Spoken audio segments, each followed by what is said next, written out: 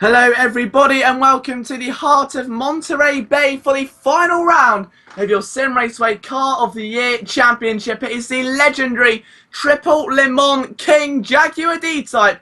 Here Laguna Seca TC9700 on pole. It's Jim Wally in second as we line up for 7 laps of the legendary Laguna Seca circuit. There's championships at stake here. It's looking like it could be a thriller of an afternoon. The 500 to 900 B Skillquant are about to set off for their 7 laps.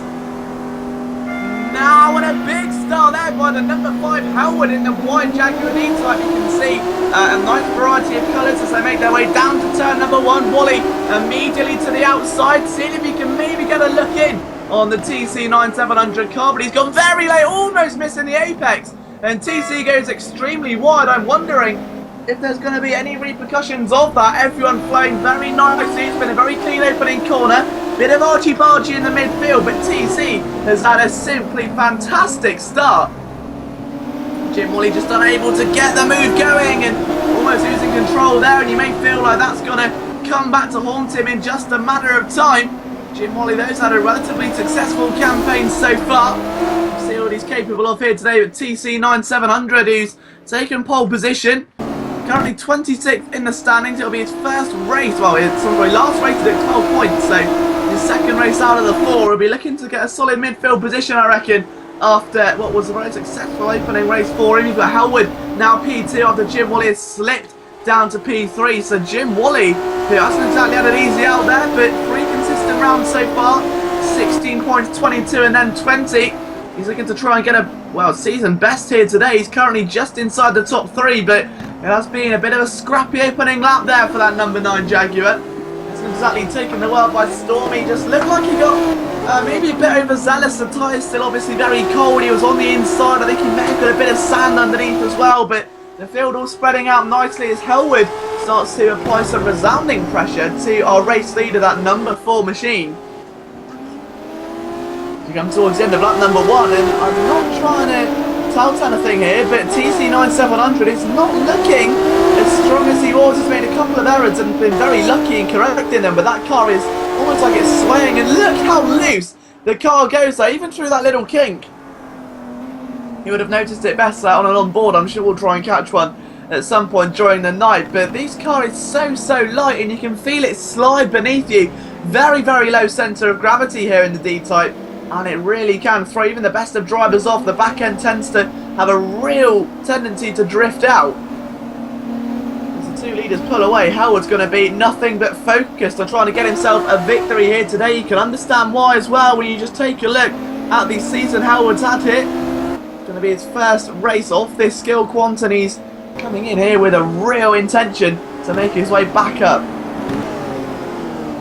As the car makes its way now in towards infamous turn number 5, the climb towards the corkscrew. SDEV Star Racer now P5. John V making his debut in P6. It'll be great to see what he can do so far. He's looking pretty sturdy in the early stages here. So if he can maybe push his way through down the halfway stage and have a nice consistent finish, then again this could be one of the latest upcoming talents here for Simraceway. We've seen plenty of them emerge.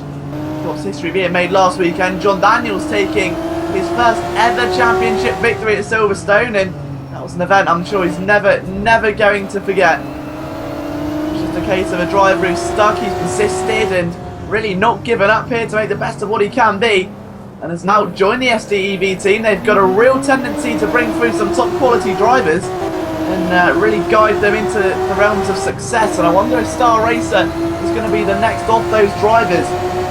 Skekis as well, P4 at the moment. Crosses the line with a 144.2. It's only a tenth slower than the race.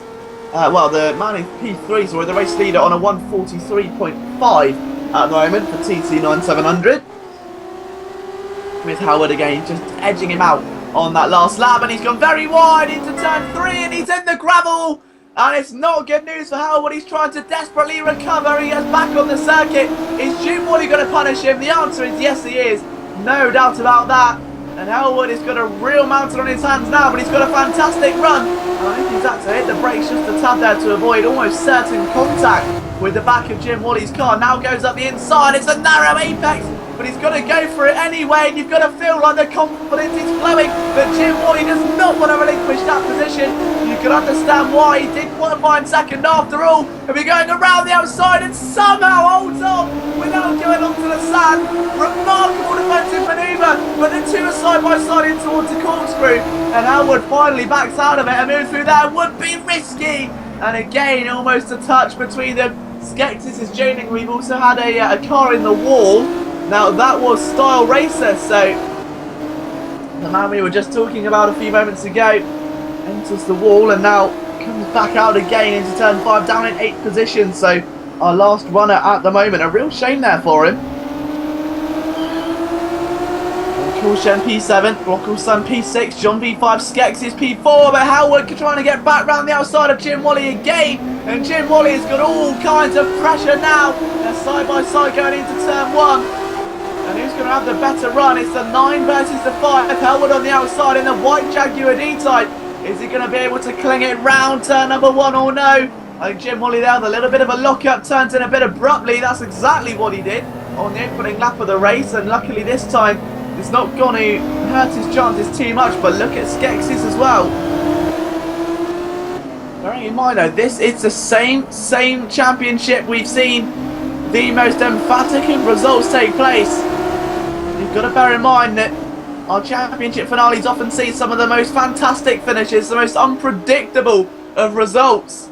And are we going to see the same here today? Jim Wally again on the inside as Howard is taking a position from him, goes very deep. Wally also doing the same though, so there's no real compensation there. Skeksis has definitely got the popcorn out right now, isn't he, as he watches these drivers flowing towards turn number 5. He's gone a bit wide there, Howard, but he has been lucky to hold on, so he's back into P2 again, and now Skeksis looking to try and be the cat amongst the fish here. That really is putting the cat amongst the pigeons. Let's see what he's capable of. Howard locking up onto the sand, and he can't be doing that too many more times. That's going to cost him dearly otherwise. He's got to be a lot more conservative when attacking now. TC9700 with a big lead going into the final stint of the race. He cannot afford to let that one slide. But with Howard now not only having to try and stay ahead of those two drivers behind him, but also make sure he doesn't make any silly errors, it could be an extremely difficult race for him to accomplish a result here.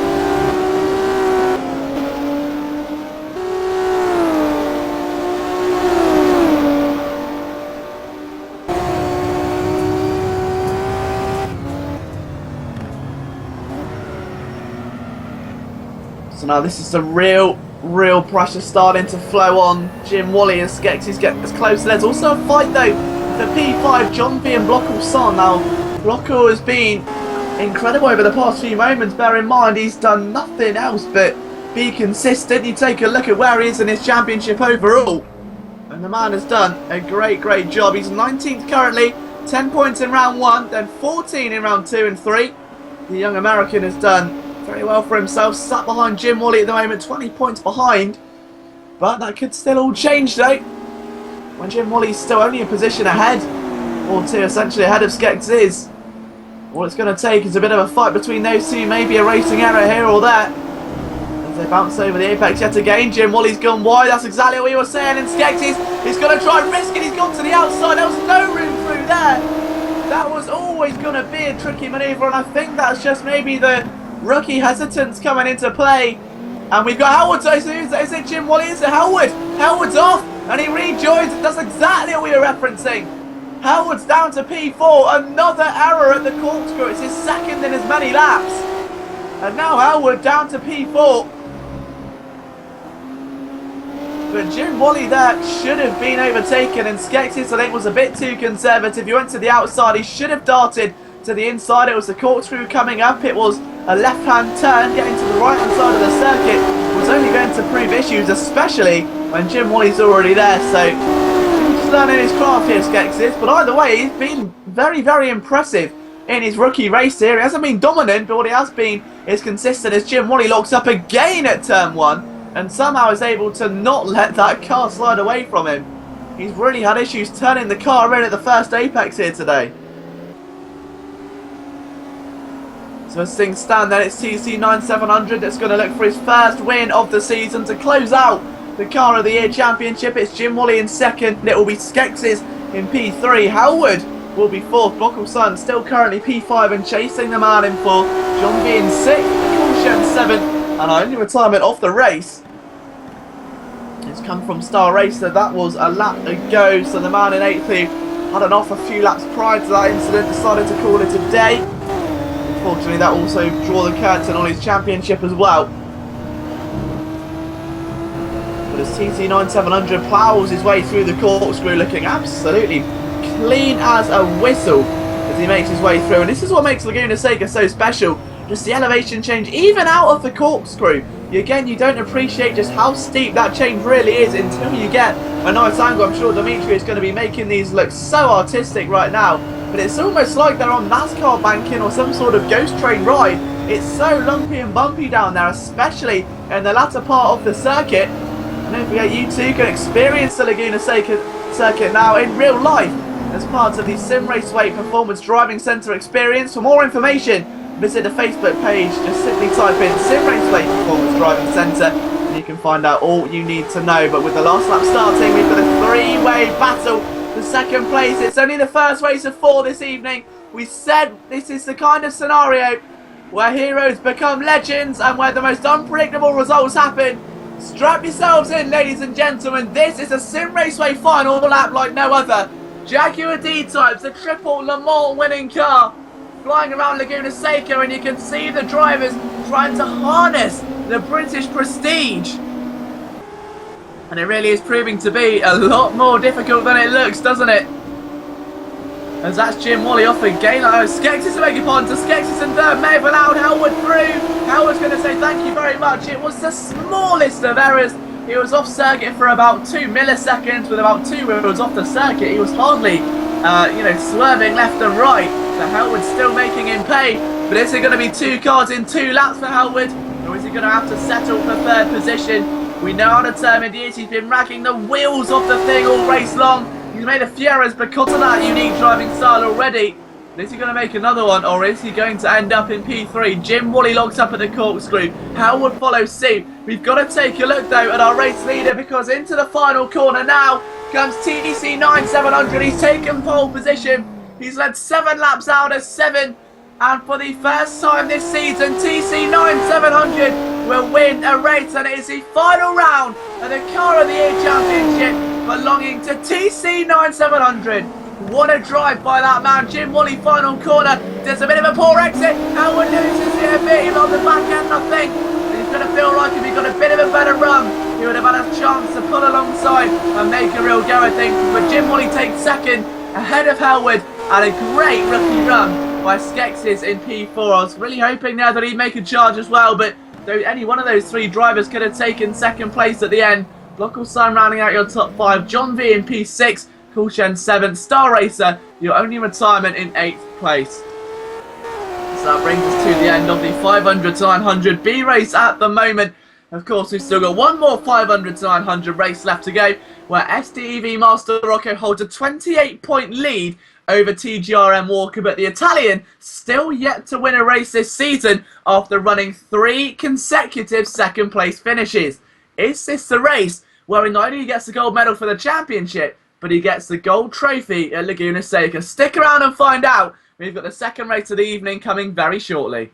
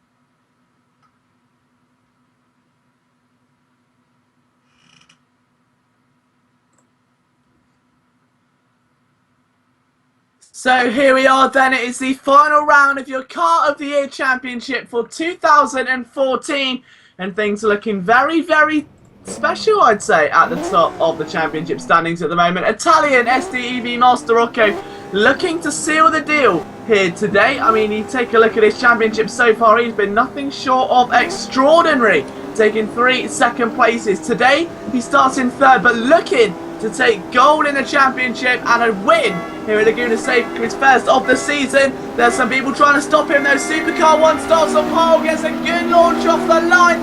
Aluri again struggling, but it was Supercar 1 that got a podium at Auto Club and a win back at last round at Silverstone as well. He started pole here today, but Master Rocco zooms into the lead already.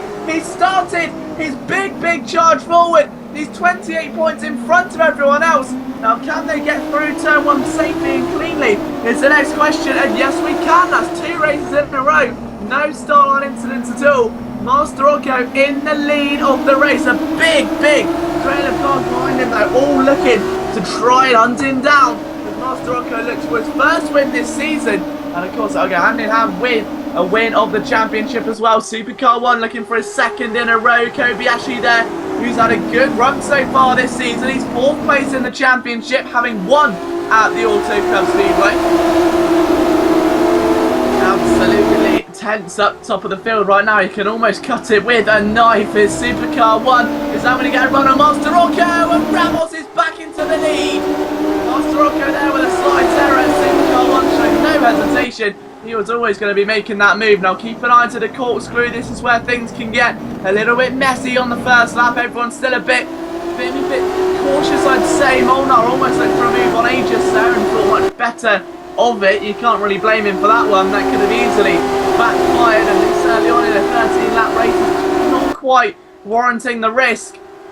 And a big shout out as well to everyone who's watching this race currently on our YouTube channel at the moment. Master Rocco now 2nd place. If he finishes here, he would have been the first driver to finish 2nd in every single race this championship, and I think the only driver to take a podium every single race in the championship in this Skillquant. So it's going to be a very consistent year for Master Rocco so far. And as we go into our next championship, which will be in May, I believe he's going to be looking hungry for more to try and push himself into the 900 to 1100 realm of racing. And now Master Rocco trying to get down through turn number 3 is Supercar 1's holding his line very nicely. Bit of oversteer there. He's lucky to not lose it back the other way. The opposite lot was really strong. Again, it's almost like he's drifting it through there, isn't it? I mean, the rest of the drivers have got a nice view of this one. Master Rocco just trying to stay with Supercar 1 as Kobayashi is naturally falling behind. You've got a whopping big field though. 14 drivers in total, a full grid. All of them competing to try and further their championship bids. It really is that last chance saloon, isn't it, right now? You've had 3 races out of 4 and Kobayashi makes a bit of an error. Now, will Rob Nitro be able to position his car on the inside of the corkscrew, or is he too far away? The answer is the latter. As Master Rocco tails Supercar extremely closely. And it's not what Master Rocco wants either, is it? With, you know, obviously probably the faster car though. Whilst Ramos was able to take pole position over a long race distance, Master Rocco is arguably the favourable of the 2 drivers, and if he's stuck behind Supercar, he's maybe yielding to pressure and not lapping as quickly. He's only got to allow this sort of opportunity for Nitro and Kobayashi to catch up, but Nitro runs out of road, almost runs out. And a second chance as TGR Aluri may just punish him for this one if he can get to that inside line. I don't think he's going to be able to though this time by. So going towards the first corner again, and he has to brake relatively early to avoid running into the background. And there may have been the gentlest of touches there between the 2. Aluri now on the outside, and Rob Nitro again defending very confidently there.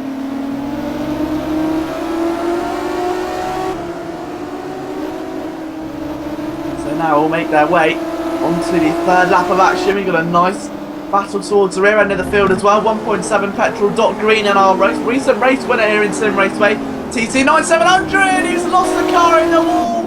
And can he keep it going in a straight line? The answer is just about, but it may have provoked a bit of a cagey response, I'm sure. Dot Green now racing the green Jaguar D-Type, and now 1.7 petrol trying to open up on the inside of turn 5, and he just slamming that door shut as soon as he possibly can. You can't blame him for that one.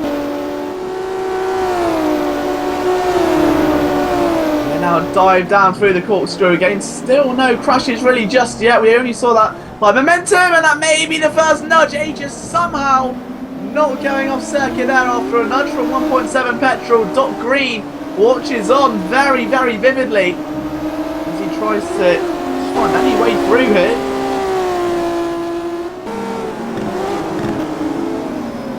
Now making their way into the final corner. Petrol on the inside again. Dot Green maybe just trying to sneak it around the outside. You wouldn't be able to put it past him. He dives up the inside there. It's going to be a nice little cutback if he can pull that off. Done so as well, so 1.7 petrol losing out there, and now a bit further forward WTTN M1 is in a world of trouble with STV Yardstick and company. D Moore a bit further behind them. Perhaps we hope to see him. He's probably one of the guys fighting at the front of the field, now fighting for 6th position as WTTNN snatches 7th away. The 3 drivers looking very up close and personal at the moment. You've got the battle for 3rd raging on as well, as it looks to me like Master Rocco has pulled away from those 3, so a little bit of worry off of his mind, that's for sure. Now down in towards the left-hander at turn 4 again. Yardstick leading the next 2 black cars of WTTN and TGR D Moore.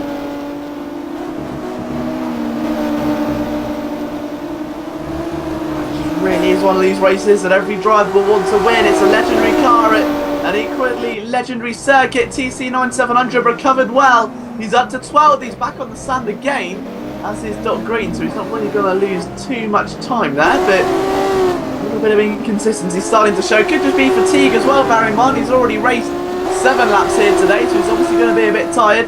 WTTN M1 tries to get an outside cutback. Now watch how he'll immediately sneak through, get as close as he can to that edge and cut to the inside. He knows what he wants to do. It'll be the outside line for the final corner, but he's got the line perfectly. Goes back underneath again, and there's no room at the end. And Yardstick has somehow not gone and taken a bit of a knock there. It has, however, allowed TGR D Moore to get back through. So TGR D Moore up into 7th position at the moment. Don't forget to follow along with all of our action on our Twitter page at Simraceway to hear all of your latest Simraceway updates and news. And now WTTNN almost a bit wide there as well. Everybody really starting to settle into a groove right now. It just seems to be a groove that's not going to be the same for WTTNN1, who's almost lost the car completely. How again he saved that, I will never know. It's 16.01 in 10th. 11th is 1.7 petrol. And you've got the battle forming behind those drivers as well. Rob Nitro currently holding 3rd. The main battle is forming just behind him with Kobayashi and TGR Dialari, who are dueling away over P4 at the moment, with Kobayashi currently holding that crown. It's Lowry looking to snatch it from him at any given opportunity. You never quite know how it's going to pan out for him here.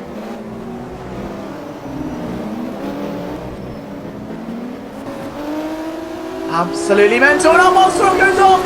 Master Rocco is off circuit, and he spins again trying to rejoin. Is his championship in jeopardy? It's Master Rocco, the man who's finished on the podium every single race this season, about to have an absolute disaster.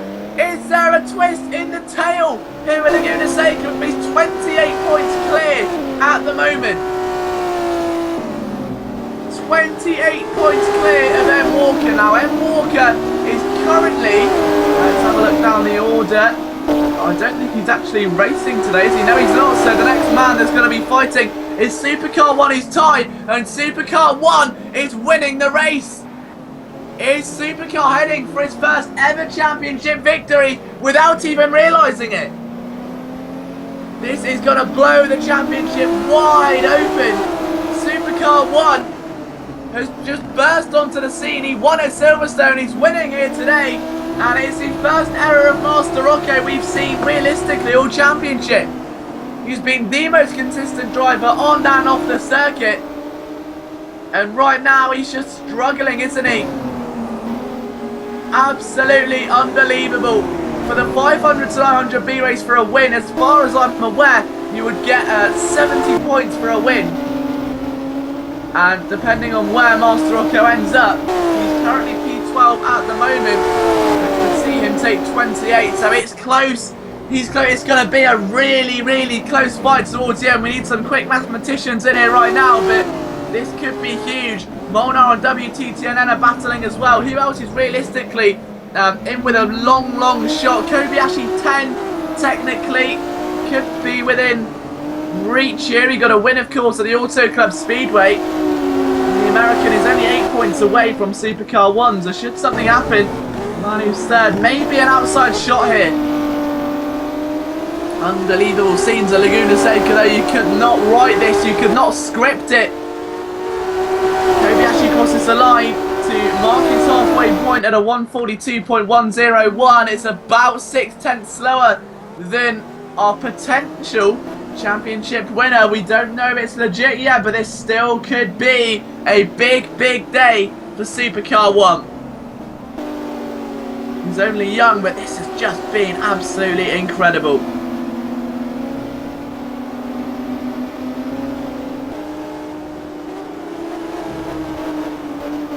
So what can Supercar 1 bring into the equation now?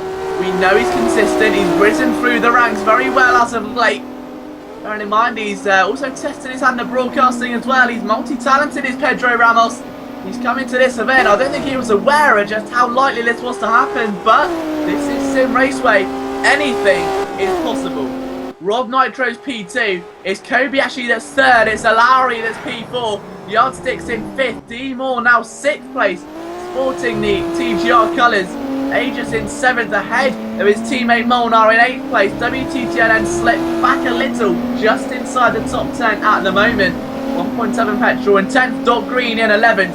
Master Rocco P12th and Kelsey G 13th with our race winner from our first race of the evening, TC9700 in 14th. He's found it a little bit hard to adjust here to the much higher tempo of the A race, but still nonetheless a good effort. He's still fighting, he's not giving up. The racing spirit very much flowing through his veins at the moment. Supercar 1 posting a 140.216. Rob Nitro a 140.379. It's a 140.8 for TGR. Alauri a 42 there for Kobayashi 10.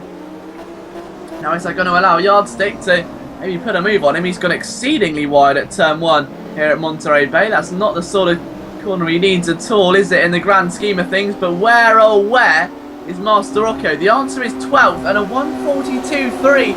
This is a recurring thing. He's got extremely wide again. This isn't a one-off thing. Master Rocco, that's the second lap in a row here where he's made a mistake.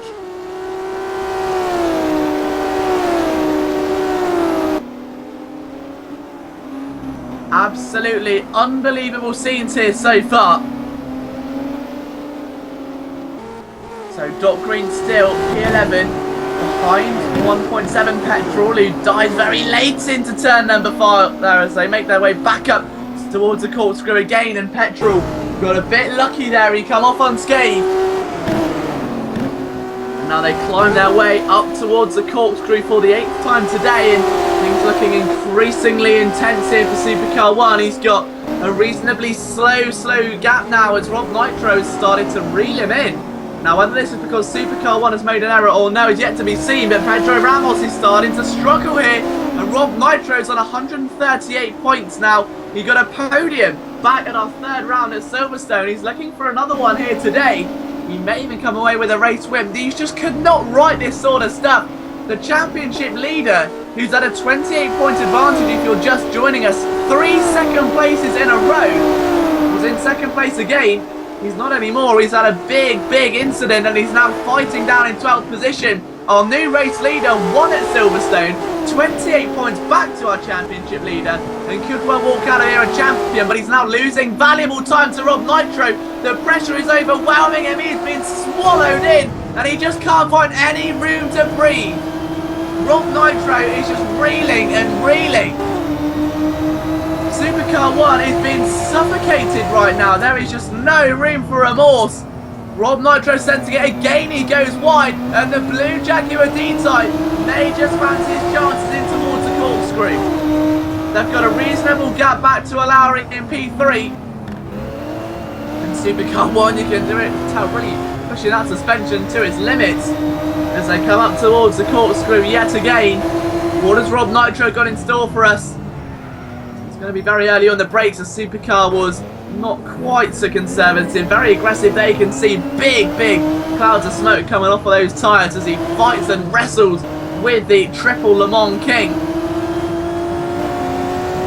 And as they dive their way down into the last couple of corners here, that tight hairpin approaching. Can Rob Nitro get a run? Somehow it's Supercar 1 that's come off the better of the two drivers. And they now go through the final corner. Rob Nitro looking a bit scruffier than he has done in previous laps. We'll see who the quicker driver is now though. He's lap 10 of 13, a 141.7 to a 141.849. Lowry's a 140.6, a 141.1 for Kobayashi 10, yardstick to 141 flat, so again, yardstick going faster than the American. Now where's Master Rocco? He's up to 11, so he's overtaken TGRD Moore, who I'm assuming has had another incident there, so a 141 flat for the championship leader at the moment, but time's running out, just a few laps to go, and you can almost sense those nails being hammered into the coffin, can't you? He needs a big point haul. Currently in 11th place, he would be getting 30 points. He's 28 clear. And if Supercar 1 stays as he is, he'll be getting a lot more in 70. He's praying that an incident occurs. And meanwhile, WTTN M1 in 8th place is looking for a move on Molnar. There he's very abrupt in his defensive ways. He's not letting anyone through there, is he? Yes, driver who's very much impressed us this championship so far. In fact, the entire ATS team have done very well. When you take a look at Aegis, the Argentinian, P6 at the moment. 2 rounds, we've got 54 points in a row. And now his teammates fighting hard here with WTTN M1 side by side, almost into the corkscrew. And WTTN M1 way overshoots and plows into the barrier. It was almost inevitable as soon as you saw he outbraked it that late. And this is what makes the corkscrew such a tricky corner and why it's so legendary. It is an absolutely sensationally difficult corner to try and get done consistently, let alone once. And it seems that it's claimed another victim, but Supercar 1 still leads from Rob Nitro at the moment. 2.5 laps to go. Absolutely scary stuff at the moment. TGR Alluri just waiting in the wings to see if he can maybe sneak a result here. Kobayashi 4th, 5th yardstick, and still only about 13 seconds separating the entire top 5 at the moment. And bearing in mind we've had over 10 laps of racing, that's a very good statistic. But Master Rocco looking like he may have just crumbled away. Arguably his most consistent season ever. Is 3rd place, young Portuguese star Pedro Ramos about to climb his way to the top of the standings? This is the real question. He's got a big advantage over the rest of the field, but it's Rob Nitro he needs to worry about, and perhaps his own comfort zone, really. He cannot afford to be pushing that car more than he needs to be. Again, another lock-up there, and he's really struggling at the corkscrew here today. Oh, and again, a bit of a slide, and that legendary Jaguar D-Type being run through his paces here today as he drifts it very beautifully towards these last 2 apexes. Supercar 1 is on the cusp of greatness right now, but it's going to take something special, and you can't even fathom what it would mean to the young man. His friend John Daniels broke history as the first man to win in the Silverstone race of the series. It's his first ever championship win for John Daniels, and now Supercar 1 may be taking his first ever championship. It would be a success story for the ages. Just 2 laps stand between himself and achieving that goal. All the hype was surrounding Master Rocco, and now it's somewhat changed, but he's very sideways through there. And perhaps he's got to be a bit more conservative. Rob Nitro is just lurking. It's like playing the Jaws theme, isn't it? The blue shark with the gorgeous shark fin, of course, which was revolutionised by this car. Is now just sitting and waiting. You can see how adventurous Supercar 1's becoming, whether that's just due to pressure or whether that is due to maybe trying to bring the car home a bit harder and make sure you get there safely. Rob Nitro is very much aware of the effect he's having over the Portuguese driver at the moment. Bearing in mind Rob Nitro as well, who's not that far behind in the championship. He sits P5 at the moment, so any points he can gain would be extremely well fathomed as Supercar 1 goes through the corkscrew for the penultimate time, followed by Rob Nitro very effortlessly. The two drivers not separated by that much at all, but in terms of maturity, it's all going to come down to this last lap, isn't it? Who can get all of that composure together, keep the mind state in the right state? One tiny error can be the difference now between a championship and no championship. Where is Master Rocco? He's up to 9th and he's fighting for 8th. He's flown through the order. Master Rocco, if he can get to 8th, would take 42 points. And he's 28 in front, which would mean it would be a tie. It is Timo Glock and Lewis Hamilton all over again.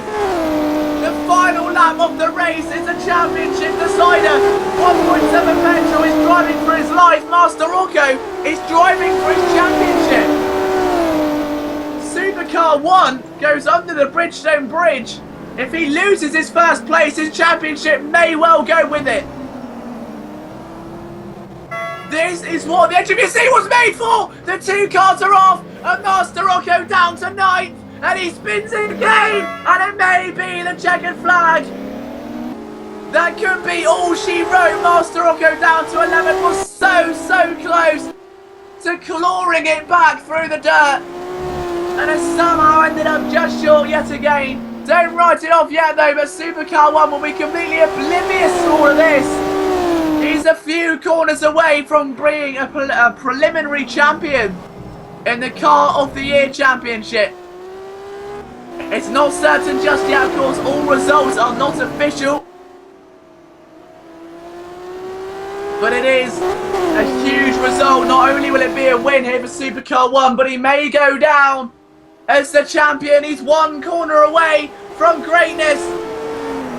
And the young man from Portugal is going to come round here not only as a race winner for 2 in a row, but not only has he won half of the races, he's going to win the championship. Pedro Ramos wins at Laguna Seca in the most outstanding fashion. Absolutely remarkable. It's not official yet, but he is your preliminary champion, the provisional champion. Your Car of the Year Championship is Pedro Ramos. Second place is Rob Nitro in a deserving drive. TGRD Alauri gets his 3rd place that he so rightly deserves. Alauri gets his first podium of this championship as well. Kobayashi 10 finishes P4, so another solid result there for him. Yardstick 5th. His Aegis in 6th. Molnar 7th. Got Green in 8th place. 1.7 petrol held on bravely in 9th. Master Rocco 10th place. He took 3 second places. He qualified in 3rd. And the championship has been ripped away from him here at Laguna Seca. TGRD Moore in 11th place, 12th TC9700, 13th Kelsey G and 14th WTT NN1. What a supreme result for Supercar 1. 3 races out of 4 he's taken podiums, and it may just reward him with a championship. As we said, it's all still provisional. We'll get official results for you later. But it's looking like Supercar 1 may just be your champion for the 500 to 900 Skillquant. Winning, of course, as well, $40. A lot more than just bragging rights here.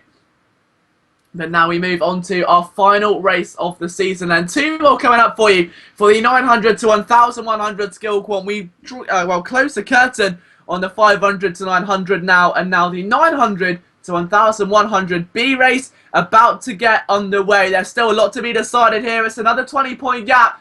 B1306 holding a 20-point lead. 194 points for him. Grab Findle on 174. Raceway 142. But is there another outside shot at a potential underdog? Don't go anywhere. We'll be back at Laguna Seca very, very shortly.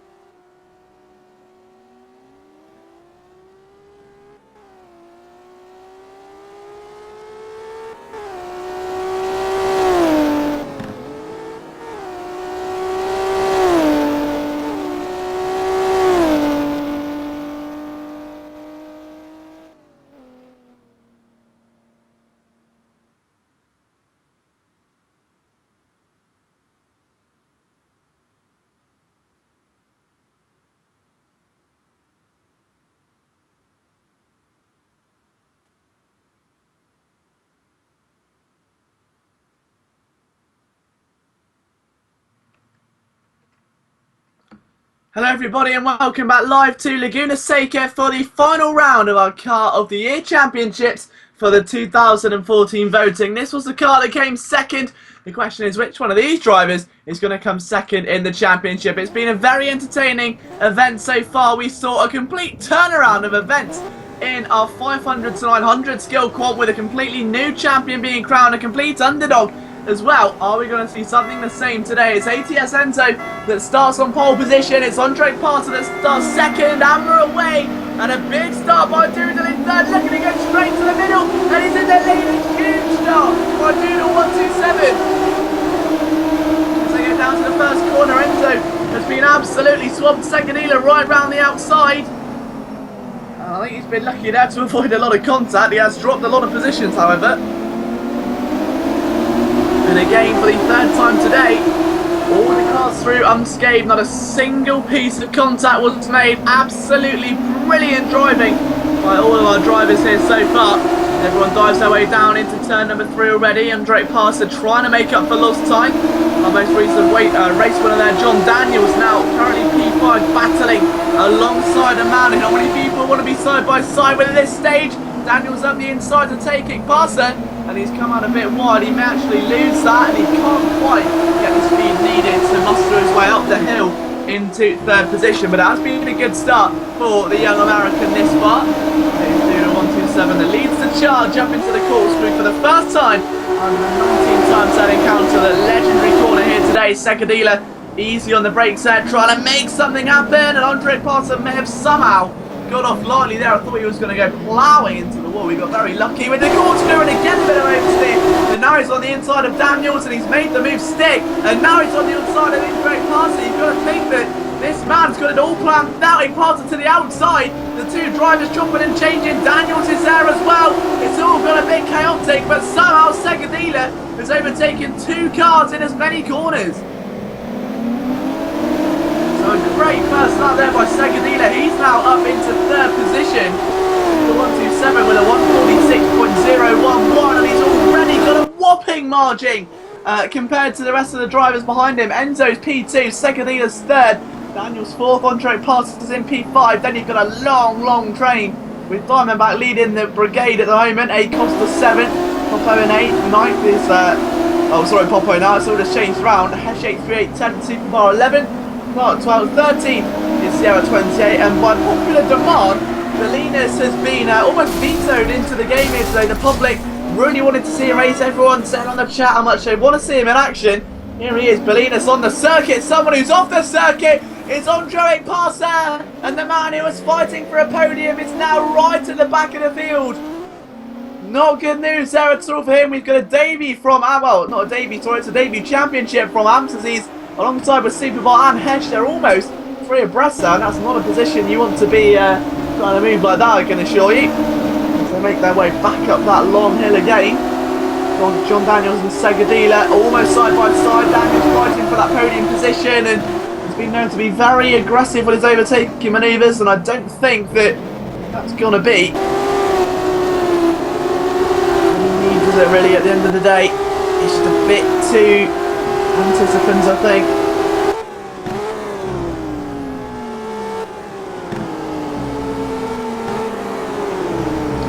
So everyone through the final corner again. You've got Popo, CZ and Amps who are still in a little bit of a war at the moment. Watch out for Amps as he'll try and get a nice one at the moment. It's going to be a big leap forward though, isn't it, if he can just stay on that back of Popo and then maybe going to move to the outside. Down into turn 1, Costa's gone a bit wide again there, and now Amp sneaks through. This is where we said it might happen. Absolutely remarkable stuff at the moment. But Amp's trying to sneak back again and still can't quite get it going, but I'll tell you what, it's been very consistent. All the drivers so far, we haven't really seen a lot of attrition. Most drivers keeping themselves very nicely balanced on the circuit. I think there's going to be a commentator's curse coming. He's getting very up close and personal with SRC, Hash 838 and company. 4 drivers there, barely having enough track room. All fighting out, seeing who can get the best run. Hash now to the outside. He's got Superbar there, doing everything he can to move forward as well. You've got a couple of cars looking to join that battle just behind them. That's streaked all the way around the outside. Hasn't really been able to get to where he needs to be following that though. Now everyone trying to dive their way down through the corkscrew yet again. Clark on the inside, yet to find a way through. Hesh also struggling at the moment. It's King Dio that's been the main prerogator in this battle at the moment. We've got Amps and company there all in that game as well. And everyone tries to muster their way now towards the final corner. It's going to be a big ask for King Dio to keep that car on the second. He's almost lost it again. And somehow got very lucky there. He snuck through the inside as Amps gone terribly wide. So Dio up another position. Hesh is struggling down in P10, still not been able to make any kind of moves here. Obviously drafting is very difficult in this Jaguar D-Type once the hot air starts getting its way into the grills and the radiator. On the inside of turn 1 comes the SRC driver and he's just about got it done. Comes out a bit wide and King Dio punishes him for it and gets back to where he once was. Further up the field though, the battle for the final podium position is still well underway. John Daniels is still trying to fight with Segadila, who's being a lot more tentative on the brakes. You've got to feel like that's just begging for an overtaking chance, and Daniels seizes it with both hands, but is he going to come out too deep? This is the real question. The answer is simply yes. Segadila reading that one like a book. As they climb back up that long, almost mountainous sort of undulation towards the corkscrew. Daniels takes a bit of sand, and now the STV driver with an adventurous move on the inside of the corkscrew. It's a very audacious attempt and somehow gets that car slowed down in time. Segadila cannot find a way back through yet as Daniels tries to embrace him. He's got the line and indeed slams into the side of the car. I think there may be a bit of amnesty now between the two drivers. It's not exactly what you need, is it? And Segadila will be feeling perhaps a little bummed out the way there. It wasn't exactly a friendly manoeuvre there by John, and I'm sure he probably didn't intend it, but these Jaguars are still quite fragile and you don't really want to be clattering them around. These aren't bumper cars at the end of the day. In the WTCC machinery right now. As everyone crosses the line for the 4th time Superbar, still leading Popo at the moment, but only by a short amount because Popo CZ trying to desperately get to the outside again as Daniels is still struggling to hold on to that position at the moment. We've got fights brewing all over the field right now.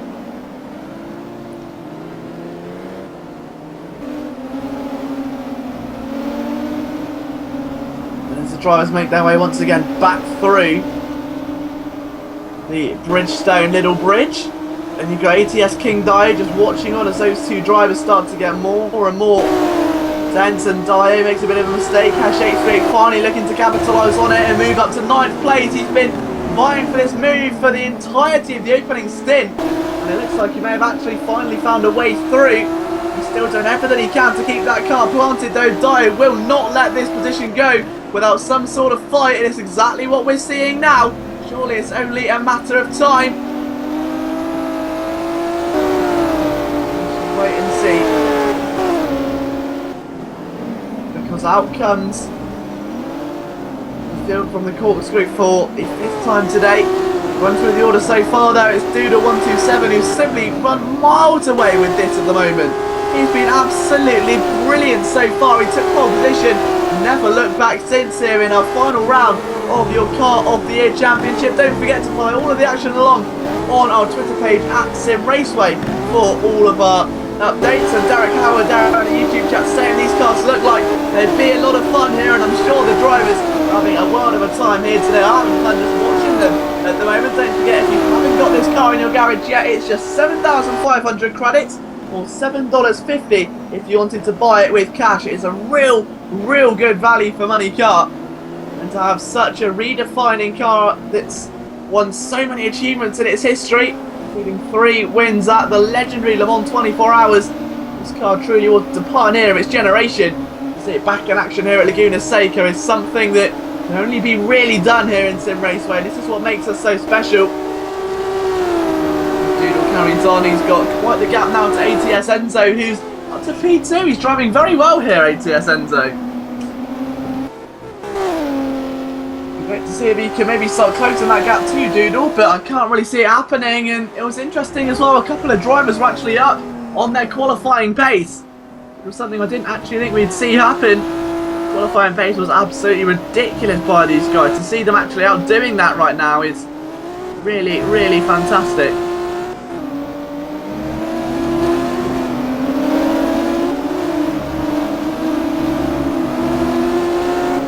Starting to build to its Doodle. Enzo Daniels up to third after a very aggressive manoeuvre on Stegadila, who's now actually falling into the clutches of the likes of Diamondback and company there. Diamondback and Akos are now just a few moments away. It's not exactly the perfect situation for Stegadila to be in at the moment. He's trying to make the very most of this race. Into that number 7 of 19, and that midfield showing no sign of dying down in terms of competition. It's very personal back there. It's up close and they're showing no sign of changing that anytime soon.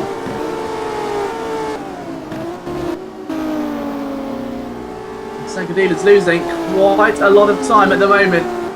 Diamondback and company, no doubt about it.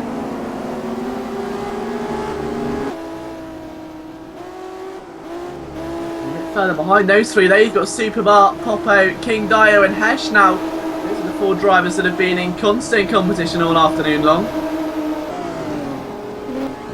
And now what can Popo do though? Because he's kind of stuck between a rock and a hard place. Does he attack or defend? Does he go for the move, or does he maybe wait and see if the move falls to him?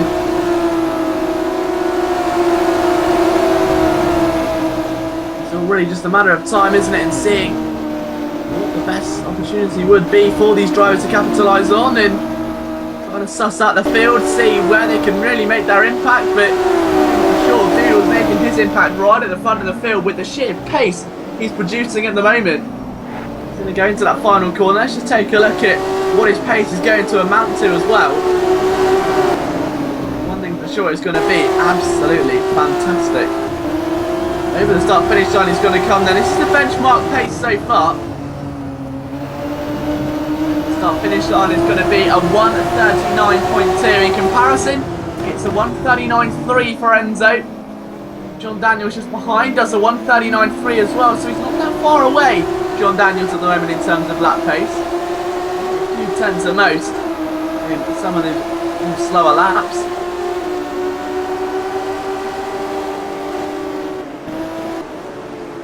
Segadila, Diamondback, Acosta, Superbar, Hesh, Popo, Dio, all there now, starting to shuffle once around again, and these guys are just having a real torrid time of it, aren't they?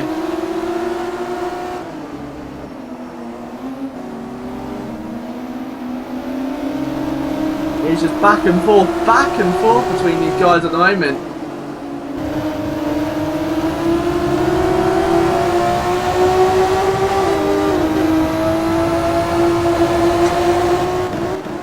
Now look at this then, Dio up the inside, but it's going to be blocked by Hesh, I think, and Popo trying to thread it round the outside. And that's really only asking for trouble there, but somehow Dio keeps his car position well, maintains his confidence, maintains his composure, and he also maintains a position. Both cars onto the sandy stuff. Somehow Dio keeping his head down and is able to come out of that one the stronger of the two fighters.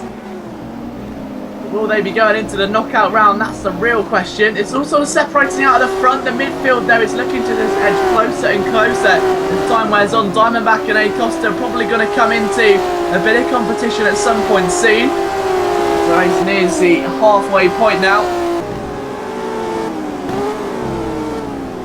And what a great contest it's been so far for all drivers involved, really. The pace has been absolutely staggering. Balinas, of course, at the back of the field, putting on a nice show for the spectators that wanted to see him involved in this race. Don't forget, if you've got any questions or queries or anything you want shouted out on the broadcast, be sure to let us know in the YouTube comments, and also be sure to send a link out around social media. We want this to be the most viewed Simraceway broadcast of all time, so whether you've got friends, family on Facebook, or Balinas is off, so just slightly at the corkscrew there. It wasn't the most adventurous of crashes, it was just a slight misbraking, I think misjudgment of where the braking point was, but as we said, we want to make this the most viewed Simraceway broadcast of all time, so send it out, whether it's on Facebook, Twitter, Instagram, whatever social media you feel comfortable with, just send it out. Let's just try and show you guys exactly how talented you really are. Let's show the world what Simraceway has got to offer.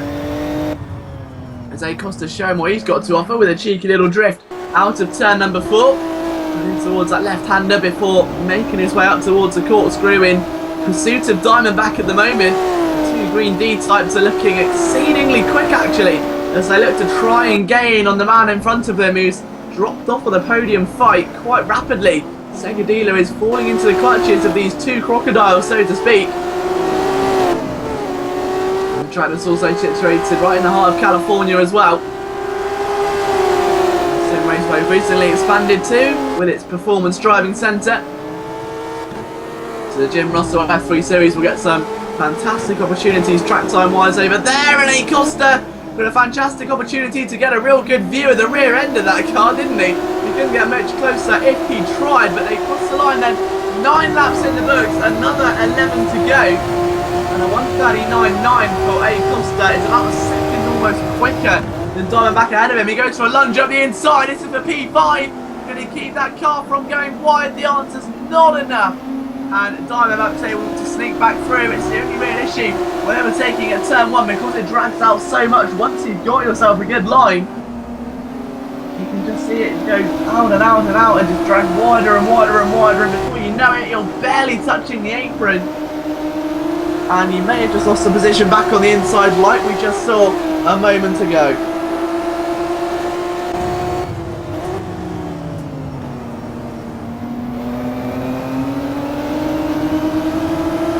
Everyone makes their way towards the end of this race right now. You cannot take anything away from the two leaders, Doodle and Enzo, who've been matching each other pound for pound all afternoon. But Doodle 127 has just been something else so far, hasn't he? Take a look at the prestige he's brought into this championship. In terms of the Skillquant as well, Doodle has just been very, very good. He got a win in the first round of the championship. The last two weren't exactly ideal for him. 38 points at the Auto Club Speedway, 20 points at Silverstone, and he comes into today currently looking for a big result. He's 5th overall in the championship, 10 points behind Mr. Jolly. The win here may well benefit him more than a top 10 finish in the higher Skillquant.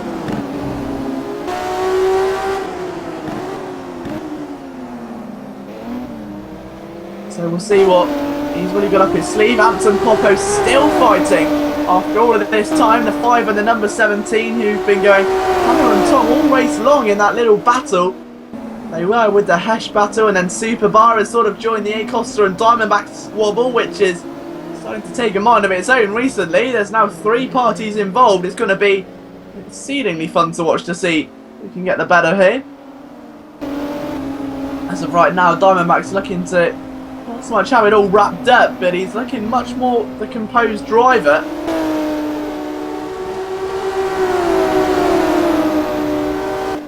So it's all really now just a matter of time before Acosta tries to take a lunge.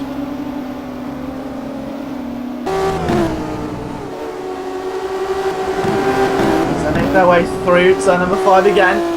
Acosta follows, Superbar follows suit. Even Hash isn't that far away, but Acosta drifts out very, very wide on the entrance to the corkscrew, and that may be something that comes out to haunt him. And then up the inside, Acosta can't quite get it done, and Superbar comes back up the inside. There's almost a bit of contact between the two drivers, and Acosta on the outside, unable really to make anything of that now, but you can tell the 3 drivers starting to get a bit more intense, and there's a bit of contact, and Diamondback is being sent off the circuit. There may be a reprimand coming, whether that was intentional or no. It was definitely a knock, but Superbar is going to try and take the most of this now. If Acosta's struggling, now was that a latency issue, or was that just a straight up miscalculation? Going to the line, I'm sure we're going to find out very soon, one way or the other, as to what the future of Acosta is going to bring. Now 12 of 19, the 2 race leaders still barely separated by anything at all. John Daniels now 3rd, looking for his 2nd podium in as many races here.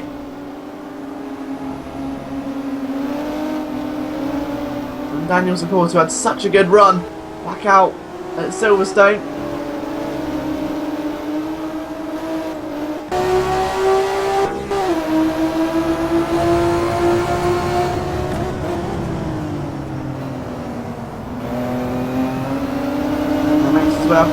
corkscrew again, followed by Segadila, who's not actually that far away, about 4 or 5 seconds at most. Then you've got A Costa and Superbar who are still battling amongst themselves, and it's just become very much of anything you can do, I can do better sort of scenario at the moment. Two drivers constantly exchanging blows back and forth.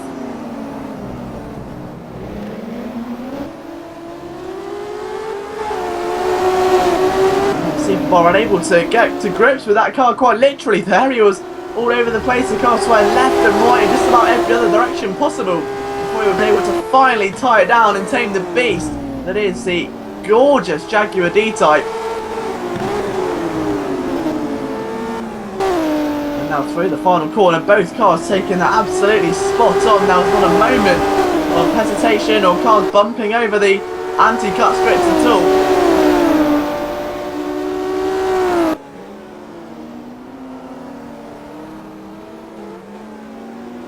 Down in towards the first turn again for these two drivers. Hash 838 is 7th as well, and getting a bit closer now.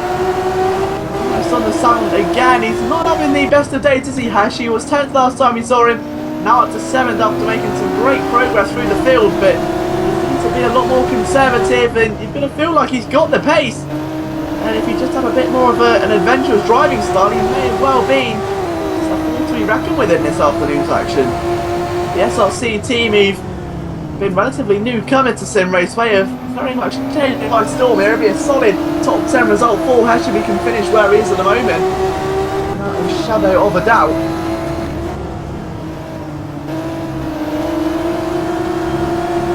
Hash, Superbar and A Costa are going to be the three main privateers, so to speak, in terms of getting this battle out of the way. Who's going to be the man to take full advantage? Hash goes a bit wide and you can't have your view comprehended into the corkscrew. Bolinas retires, which is very unfortunate. He was requested to race by the fans. Everyone wanted to see him in action. He was. Unfortunately, it's ended the way that he really did want it to.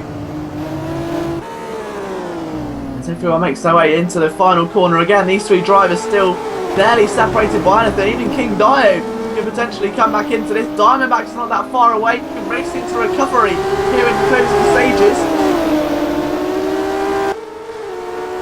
After being very much caught off guard by another driver. An unlucky bit of contact they made going in towards the penultimate turn, but he's still going on there. Courageously done there by Diamondback.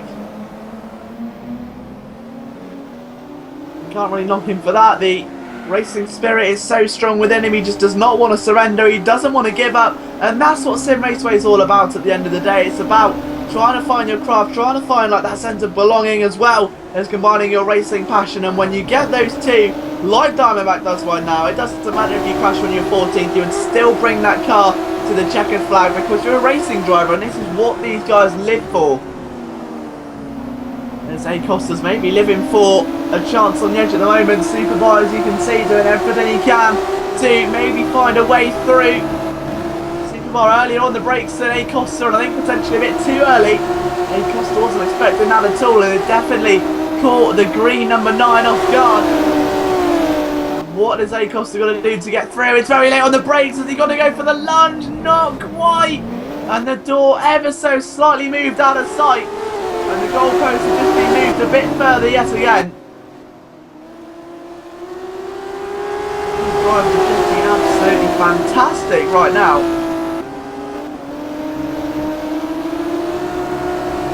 Costa looking for any sort of way through.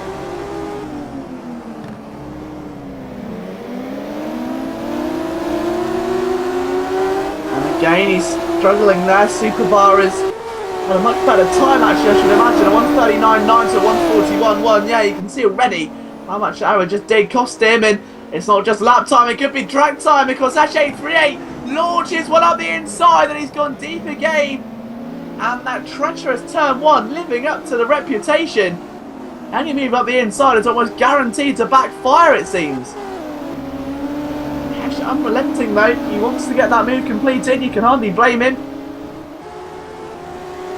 So you've got Amps and Popo there, Sierra in 12th, Clark in 13th, Bolinas 14th, 127, Enzo in 2nd, John Daniels 3rd, Secondina 4th, 5th is Superbar, then it's A Costa and Hash 838 as well.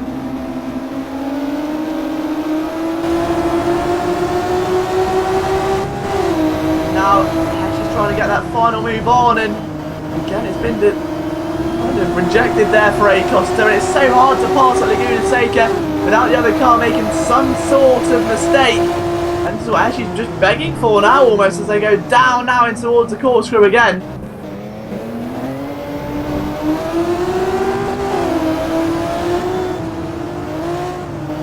Through the left-hander, Hash and A Costa have been hammer and tong, and A Costa's finally got on the sand, and this is going to provide the cutback Hash needs.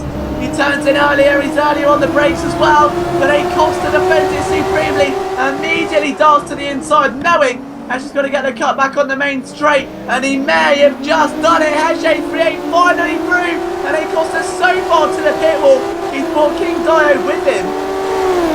I don't think that was intentional there, but A Costa almost ran right back to the pit wall there. So Hash finally finding a way through on just the end of lap number 15. ATS Enzo, then it's John Daniels, Sega Dealer, Superbart, Hesh 838, A Costa, and that may just change over because King Dio is now trying to find a way through. It could go from bad to worse for A Costa. Dio is trying to get on the inside of turn number 4, and it's going to be so close between the two drivers, and Dio does make it with an absolute wrestle of the way through. He definitely showed his authority there. He was not going to be stopped. It was a great piece of driving by the ATS driver. Now, is that all she wrote, or is there going to be an even later twist in the tail here? Again, only time is going to tell, but a lot of people are starting to maybe get a bit more adventurous now with the clock ticking by, the laps fading away, opportunities running out. Surely it's just only a matter of time before something big happens here, with the drivers starting to live on the edge a bit more to get a bit more vigilant.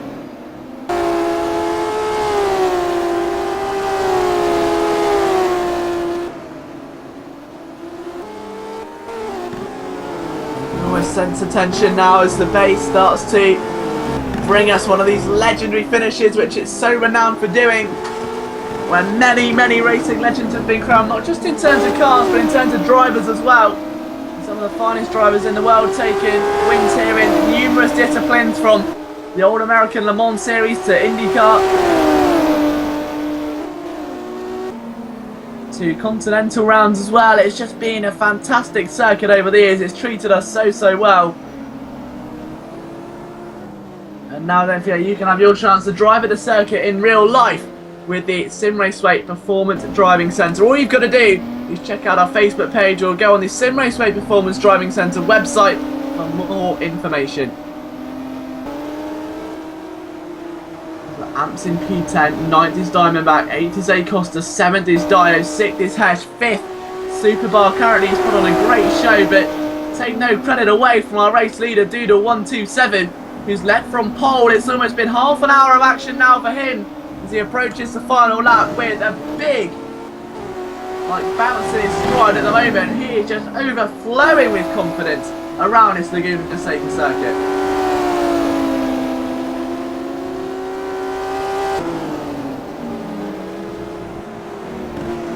So now get themselves onto the main straight again. It's Doodle127 that is going to be the man with all eyes slowly drawing to him now. He's done absolutely brilliantly so far.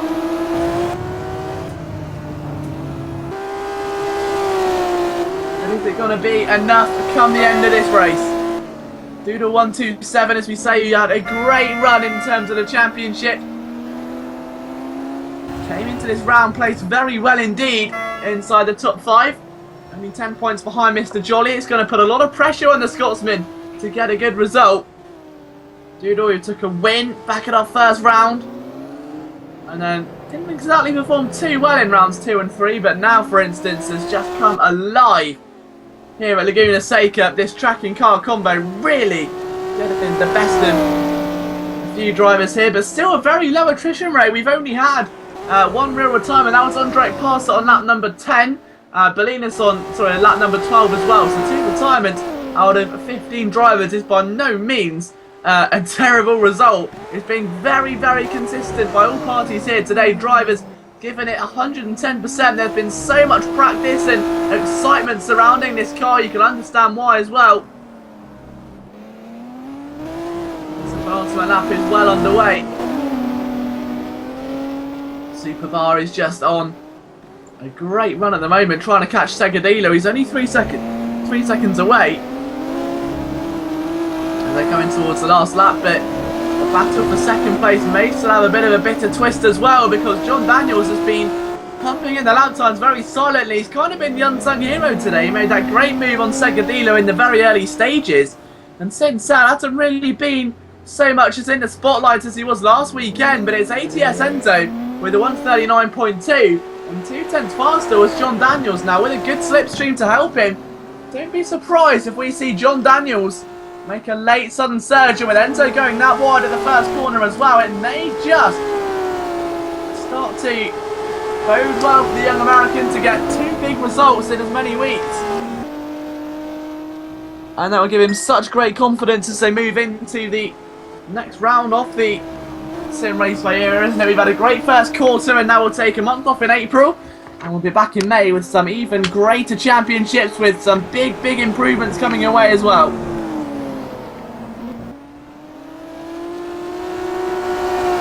Duda 127 simply gliding his way around this circuit right now. It is just fantastic to watch him. He is simply a master behind the wheel. We said STEV have a seemingly good reputation to start bringing these. Oh, Amps is out of fuel! Amps is out of fuel! Now whereabouts on track is he? He's out of the race! So from 12th position, Amps retires. A very late twist. Is there going to be anyone else suffering the same fate? We've seen it happen before with the Skillquant. Daniels is approaching Enzo with a couple of corners to go as well. But it is going to be a race win for the man who's 5th place in the championship. A win in round number 1. And it's a win in round number 4. He's ended as he started. STEV Doodle 127 wins your final round of your Car of the Year Championship. Enzo and Daniels almost side by side as they cross the start-finish line, but Daniels couldn't quite get close enough. Enzo took the position. Daniels takes P3 by just a few tenths of a second. Superbar's out of fuel on the final turn. We said it might happen. We said these races are as unpredictable as they come. Do not scratch your eyes.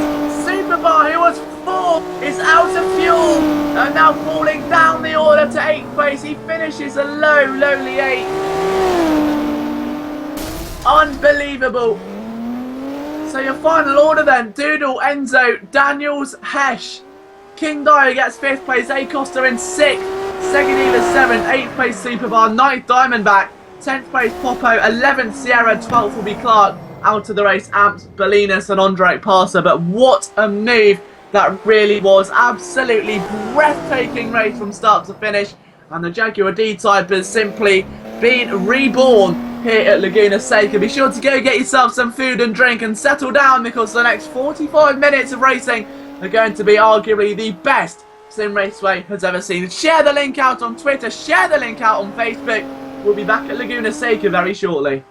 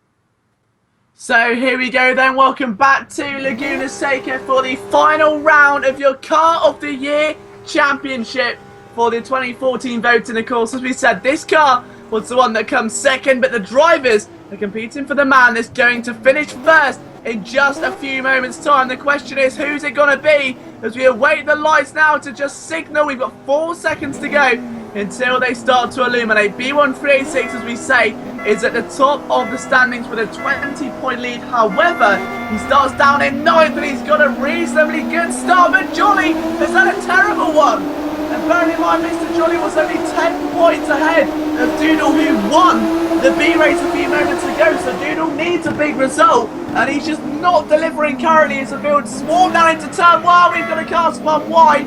Is this going to warrant a restart or no? It's Tyro that's gone wide. There is a restart coming, so the drivers will have one more chance to regroup. And obviously the brakes and the tyres both very cold. It's difficult to get a good run. B1386 had a great launch from 9th. He was actually up as far as 2nd at one point. So we'll see what he can do going into the restart. But he started 9th, somehow got to 2nd. A huge start by the man who's leading this championship. So it may not be all but over. We'll be back in a couple of minutes for another attempt.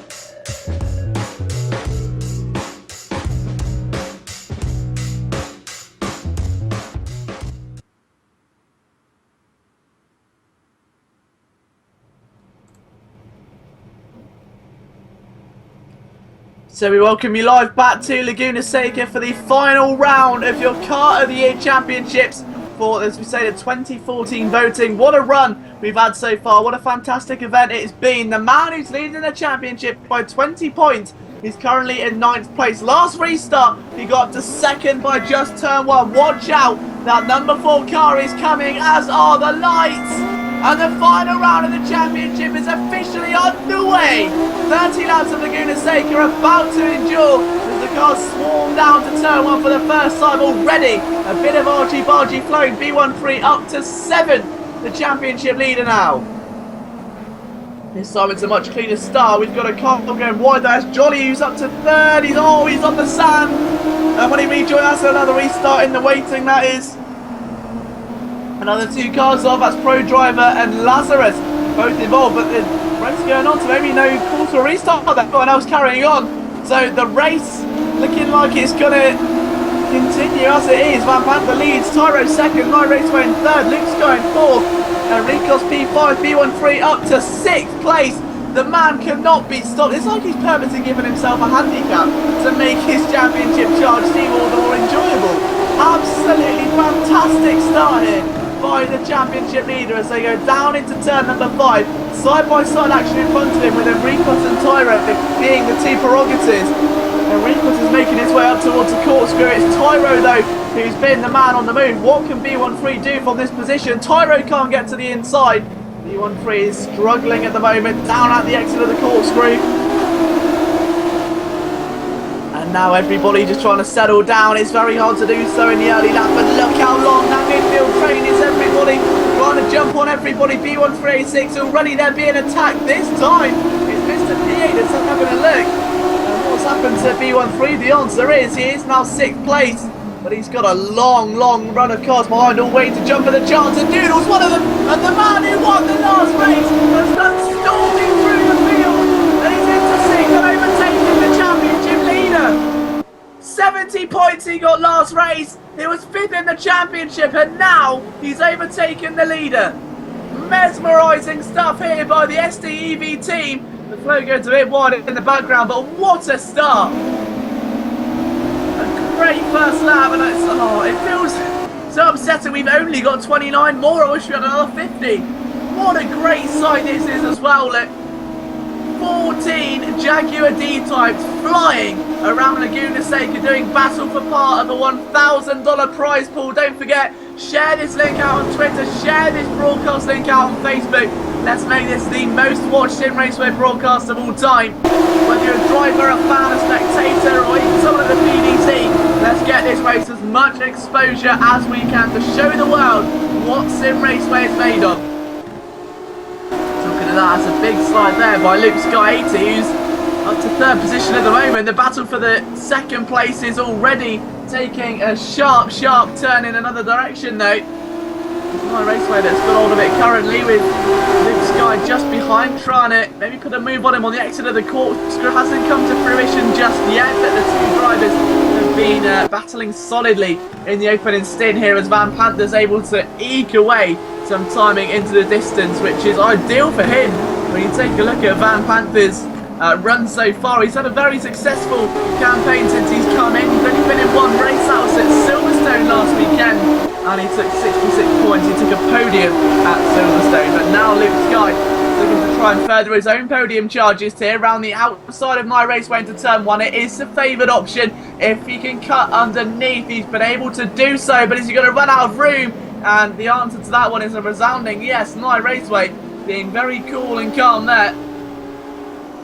Therefore makes their way through turn number 3. What a great run it's been here by My Raceway this far to keep Luke Sky at bay, but it's not going to be that way for much longer, because just behind them you've got the hungriest pack of wolves imaginable.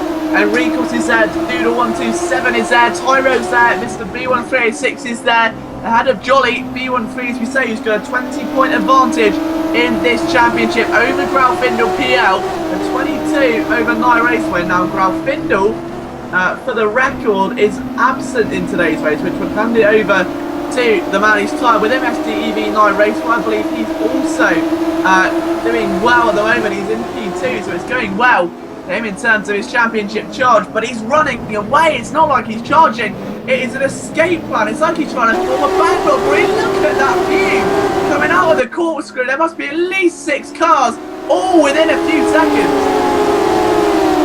So Night Raceway in the perfect scenario right now, but it's both a blessing and a curse, because just a few positions away is B13. So whilst he may be 7th, which is perfect for his own championship, he's only a few cars away. If Night Raceway makes an error, this is going to be tragic. B13 has got a direct run to his main competitor here, because all the cars are so tightly bunched up. And now Night Raceway is being attacked again. Luke Sky moves into 2nd. Night Raceway tries to cut back, but the more experienced Luke Sky has been able to just about close that off. So Luke Sky, the German, who's looking for his first podium in the campaign, is definitely going the right way about it. The Night Raceway drops 1, and it's not exactly something that he will be too proud of at the moment. It was a great move by Luke Sky, who is having a fantastic race, it's got to be said. Luke Sky, one of the more consistent midfield competitors, now trying his luck at the front of the field, and so far, so good. It's been so far, it's got to be said, he's absolutely killing it at the front of the field.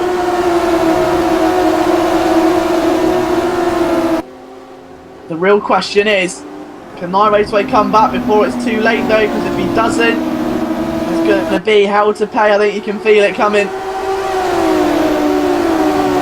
If Night Raceway cannot get back through, Enriquez is there, Doodle is there, and now Tyro's going for a lunge, which may actually benefit the championship leader, because B13 is watching this with eager anticipation.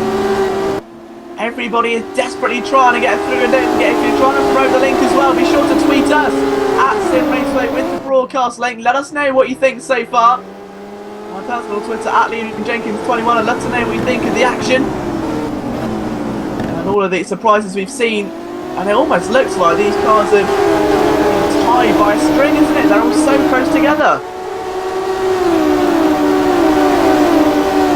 Absolutely fantastic racing in the midfield, and it's not exactly the midfield anymore. It's pretty much the entire field. Everyone's going to get so much closer as time goes on.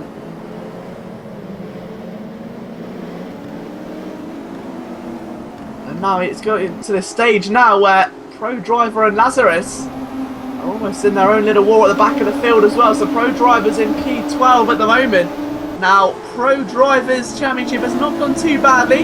Three consistent results. He started very well actually back at Phoenix, and it hasn't really been able to repeat itself since. But what a great job he's doing right now. You got STEV Alex Jusian there as well, and you've got to feel like if their pace is good enough, they can catch these cars. The flow is right on the outside of Mr. Jolly, doing everything he can to hold on to the position, and he's done so very well there. So, well done to the flow in that sense. He's done a fantastic job trying to get one round the outside. Really has played off very well for him indeed.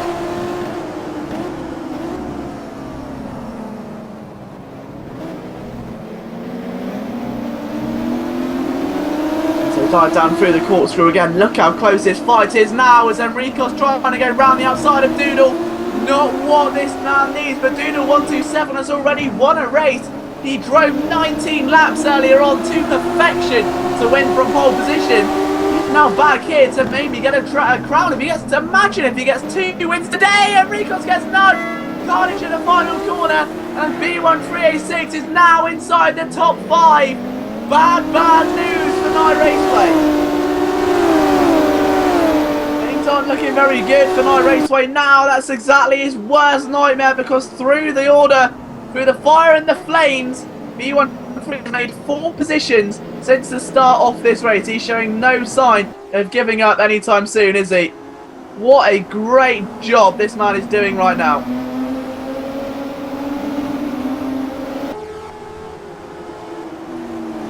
I suppose the real question is, can he keep this sort of run up though? Night Raceway has been able to get back in front of Luke Sky. It's just a case of being able to keep it there, which is a lot easier said than done. And with B13, the oncoming pressure, Night Raceway is going to be looking at the timing, seeing B13's name get closer and closer as time goes on. I feel like this may just be the beginning of a very, very interesting few laps for him.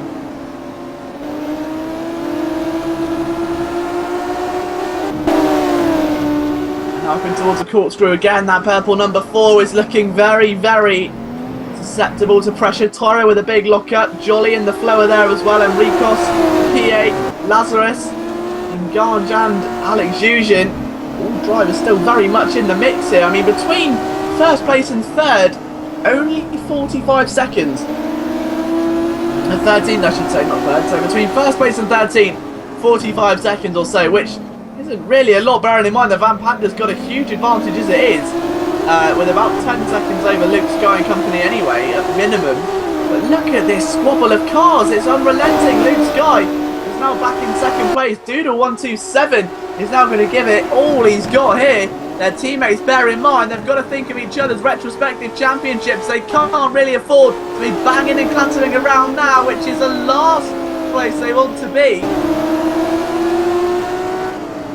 As they go through, that right-hander at turn number 3 as well. Doodle almost touching the back of Night Raceway, and again it's just looking like the 2 drivers are getting a bit too close for comfort right now. Here comes Doodle though. Night Raceway trying to get to the outside before it looks like Luke Sky takes the exact same line to make sure there's no real move or anything. We're 7 laps in here come the end of this lap. Already things have taken a very different turn to how we thought. B13, who's looking to win the championship here today, 20-point advantage, started in 9th, now finds himself inside the top 5 with a lot to play for. Now around the outside, Doodle's going to go for it again, and he still can't quite get it gone.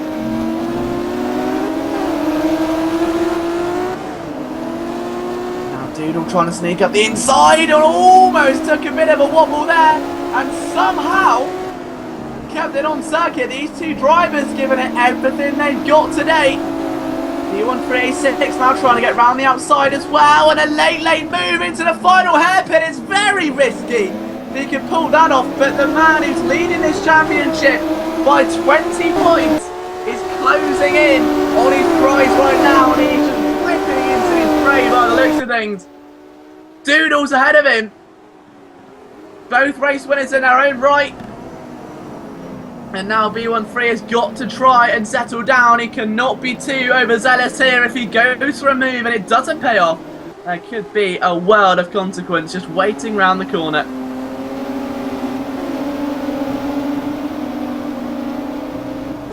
Now B13 through turn number 4, and those cars looking like to drift out a little bit at the side, and Ricos is happy about something. He's obviously trying to reference one of the penalties to be revoked. I think he's just run wide a bit too many times. That will all get sorted in due course. Going to run through the order as we're on lap number 8 of 30. It's Van Panther, Luke Sky, Raceway Doodle, B13, then Jolly, then it's the Flow in 7th, then Ricos in 8th place. 9th place is Lazarus, then it's Mr. PA rounding out your top 10 with Ganj 11, Fusion in P12, Tyro 13, and Pro Driver rounding out your 14 car field. No retirement as of yet, so a very clean run here, but almost a very disastrous run through the corkscrew for the two STEV drivers who are on the cusp of the podium here. Doodle almost clattering into his teammate as they go through the infamous corkscrew, and now that's opened the door wide open. The B1386 series on the inside of the final corner. He doesn't quite have the speed to get it done, but there is a penalty for Enricos. That was the contact earlier on. It's a drive-through, so we were right, and he's completely made a hash of getting himself into the pit lane, isn't he? That's not exactly gone well for him. Now it's like something out of a Benny Hill film, that one. Anyway, he goes down the pit lane just to add insult to injury. He'll be about as happy as a penguin in a microwave following that one. He comes back out of the pit lane again and will be severely unhappy that he's now down to 12th, and there may be another oncoming penalty for speeding in the pit lane, and that's going to, well, we'll get further updates on that as to whether that's an issue or no. We've got to keep our eyes mainly focused in that midfield scrap because things are starting to get insanely tight at the moment. B13 still up to P4 now, having passed Jolly. The next man on his list, funnily enough, is the man that is 20 points back from him in this championship.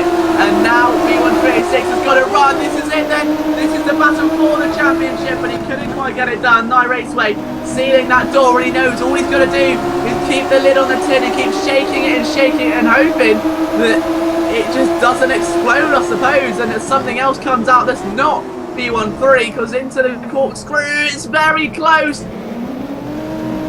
Raceway just hoping the more he bunches them up, that the easier it's going to be for Mr. Jolly to make a move. It's exactly what's happened. Great bit of driving by Raceway. It's not a bit risky to allow these drivers to have a run. It's a nightmare situation for B13. He's made all this progress, and now he's within a cusp of losing it again. But one thing's for sure, Raceway does not want to surrender third position, especially when he knows he can win this championship. There's 3 cars right behind him at the moment. 3 cars that can really get themselves in the mix here. Everyone goes into turn number 1 again. B13 round the outside. It's a late braking manoeuvre there for Mr. Jolly, who in turn loses a position to Doodle following a severely out-braking manoeuvre. B13 just looking a bit more composed now in recent laps. He started to settle down a bit. He used to be vying for every kind of opportunity possible. If there wasn't a window, well, he'd just pick up some gravel and make one, because that's just the sort of driver that B1386 is. Unprecedentedly dominant. In recent laps, he's just had to tone it down, because if he carries on that style of driving here, with Raceway being as defensive and as conservative and as really big as he is, and it's going to be a real testament to keep him behind if he cannot afford to let B13 through. The 127 is going to have to make a jump. He's got some rear gunner support. STEV are not powerless here, whilst Raceway is purposely keeping B13 as close to him as possible just to Doodle. Got a bit of a run as that rear gunner support. He's got to be very wary, because if you play with fire, sometimes you get third. You've got to feel like if B13 goes through, it's going to turn into an inferno. 127 has got to try and be the machine gunner that Raceway needs right now. It cannot be a one-person affair, and now this is what he wanted. It's a dream scenario for Raceway. He may have been battling with fire, but here comes the extinguisher. Doodle 127 to the inside. It's going to be a big run. This could well be huge in the charge for the championship. Into turn number 1. And round they go. It's a lay move, and Doodle has done it, and he's dropped B13 back in position, who's reluctant to let it go. And here comes that ruthless aggression that B13 is so renowned for. He's trying to get it back, and he still couldn't quite put it off. Despite everything there, he really has tried everything, and it's just not quite playing off. B13 back forward one more. So he's through again, and Doodle trying to abrasively defend it on the inside. You can't blame him right now. It's becoming more of a battle of gladiators, and all this is doing is allowing Raceway to pull away. You can see now it wasn't exactly like Raceway's been slow today. Take a look at the gap extending. Here comes Mr. Jolly now as well. So whilst B13 may have extended his time a little, it may not win in this championship, because Raceway out of nowhere has seemingly hit the turbo button and pulled away hugely. Through in towards the next couple of corners, and B13, despite pulling his way through, is still being attacked here by Doodle, who's going to be giving it everything he's got to assist his teammate in what could be a huge upset here today. Doodle can't quite come back on the inside. He has now though, and now they're side by side as they come over the start finish line. It's B13 that's having to defend this time round. Last time they were in this right position, it was B13 attacking, and now the boot's on the other foot. The tables have turned, and Jolly's trying to sneak one up the inside, and to add insult to injury, this may just be a spanner in the works. It hasn't quite put the cat among the pigeons yet, but it's certainly started to open the door for the cat to jump through. Doodle 127 now is doing a Raceway, trying to bunch him up. Raceway's got a good few seconds in that last lap alone. The worst part is though, we're on lap 12, we've got another 26 laps of this as B13 goes through again. 28 laps, beg your pardon, 18 laps is how many we've got. So 18 laps to go, and I don't think somehow that a few seconds is going to keep B13 at bay for that long. It's a big ask to put yourself in that sort of situation, as Doodle's giving everything he can to help his teammate right now, but it's not going to be good enough, I don't think. B13's through again, and he's been hit, and he's through the corkscrew. Is he into the wall? Can he save it? He's somehow come out the other side in a big advantage, and now Jolly's going to go through, and B13 is sliding that car across the circuit like a hockey player on ice to make sure that no one's coming back through on that inside line. That was a very scary bit of driving there. That could have well been race over, championship over for B13, but he keeps fighting. He's back into 4th, but 3 drivers are directly behind him. It's not an ideal situation by any stretch of the imagination.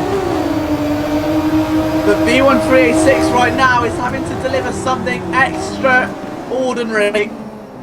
If B13 can get on the podium, he'll be looking at about 62 points. He'll only lose 8 points here.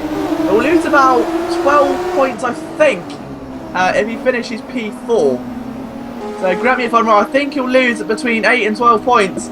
So it's not going to be enough. He needs to lose a few more if Raceway is to sneak a championship win here today. And ideally, he needs to catch Luke Sky. He's pulled away from the just absolute brawl that's turned into behind him. It's like a scene from Mario Kart looking at it half the time. This is absolutely brilliant. 4 cars constantly in competition. We're almost edging at the halfway point during the race right now, and there's been a bit of a smoke coming off of Alex Jujan's car there. That's suddenly been revoked. That was between himself and ATS in Ganj, I think, for 13 and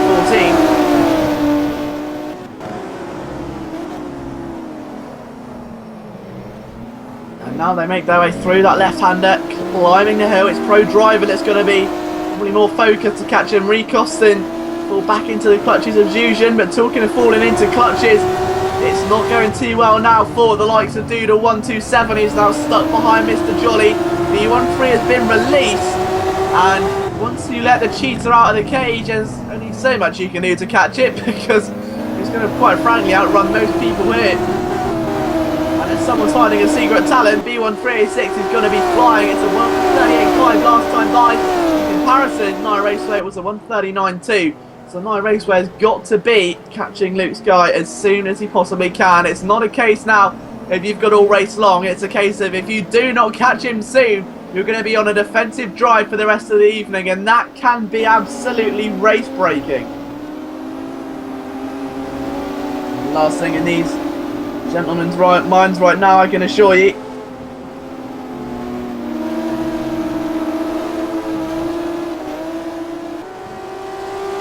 Taking a look back at what Doodle's doing with Mr. Jolly, 5th and 6th at the moment. Can Doodle get himself to the inside? Still not quite through there though. And Mr. Jolly's able to once again maintain that composure. Jolly as well, bear in mind, who is ahead, well, came into this round 10 points clear of Doodle 127. Doodle then went on to win his earlier race. That was the 900 to 1100B race. So he took a win there. So he's won at Phoenix already. He's won at Laguna Seca in one race. He's now looking for even more points, essentially, just to add to his total. The two Scotsmen, who are, of course, compatriots in this event, all of that will be left to one side as soon as they get into these cars. They're fierce, fierce rivals. Jolly is just keeping Doodle 127 out of contention. It's just meaning that B1386 is able to pull away further and further as the race wears on. That 14 out of 30, your top 5 looks like this. It's Van Panther now with a big, big lead. Van Panther, of course, has come into this race a bit late, but he took 2nd place at Silverstone. It's Luke Sky in 2nd with Night Raceway 3rd, B13 in 4th, and Mr. Jolly in P5. But it's been nothing short of an amazing evening of racing so far, partly down to the delightful car and track combo that has been presented here once again on Simraceway. Luke Sky, Night Raceway, B13, the Flow, Jolly, Doodle and Lazarus side by side. Now where's Lazarus come from and why is Doodle so far down the order? He's struggling now. I'm only presuming that there was maybe a bit of contact with himself and Jolly, or he's gone on the sand. So Lazarus has come through the field out of nowhere and now established himself as a real protagonist here. So Lazarus into P7, fully taking advantage of Doodle's mishap. And now Lazarus 16, who in his own right has had a great championship so far as the green. 18 points in round 1, 20 in round 2, 18 round 3. And here comes Doodle at the inside of the corkscrew. He's desperate now, you can almost feel it. The sense of urgency for Doodle, side by side through the corkscrew. Not a single piece of contact, and they're still side by side now. This is what Simraceway is all about. And Doodle's still trying to find a way through. Wow, is he doing this? And he finally makes contact, and Doodle goes off into the barriers. I was going to say that was too good to be true. He had so much room there, and he was just side by side for a good 4 corners. But all good things must come to an end, and unfortunately for Doodle, I think that rear gunner position may have just been reduced to someone working in the cafeteria. It's not quite the same, is it? And he's pulled over. Doodle's pulling it. Now, is that an error, or is he stopping? Is Doodle wanting? Yes, he has. Doodle's retired. Doodle out of the race. He's got a battle though for 8th and 9th. This is PA and Tyro. Tyro trying to get up the inside of the number 17, and the 2 make a little bit of argy-bargy. Tyro taking the position on the inside of turn number 1. Another move which very rarely comes to fruition here at Laguna Seca, purely because of the track nature and how wide the exit of turn 1 really is. But either way, it's not going to be a strong feeling right now in the SDEV camp. Their nearest gunner support now would be Akjusian, who's all the way down in P12 at the moment. So I don't think he'll be much use in terms of trying to win himself a championship for the team, or at least help his teammates here. But what an opening half of the race it's been. The best part is we've still got another 15 laps remaining now, as everything starts to fall into place for these drivers. Their fates may have already been dictated earlier on. If not, they will be in the next 15 minutes or so. So if you are watching this, be sure to share the link out on all social medias, on Twitter and Facebook and all the rest of them, because I think everyone deserves to see just exactly what we're seeing at the moment. It's Luke Sky that crosses the line with a 139.180. It's a 139 flat for Night Raceway. So Night Raceway is gaining on Luke Sky. We said he needed that sense of urgency because He's only going to gain about 8 points at the moment on B1386 if he can put another car between himself and Luke Sky. Who's to say there may not be a freak incident with Van Panther?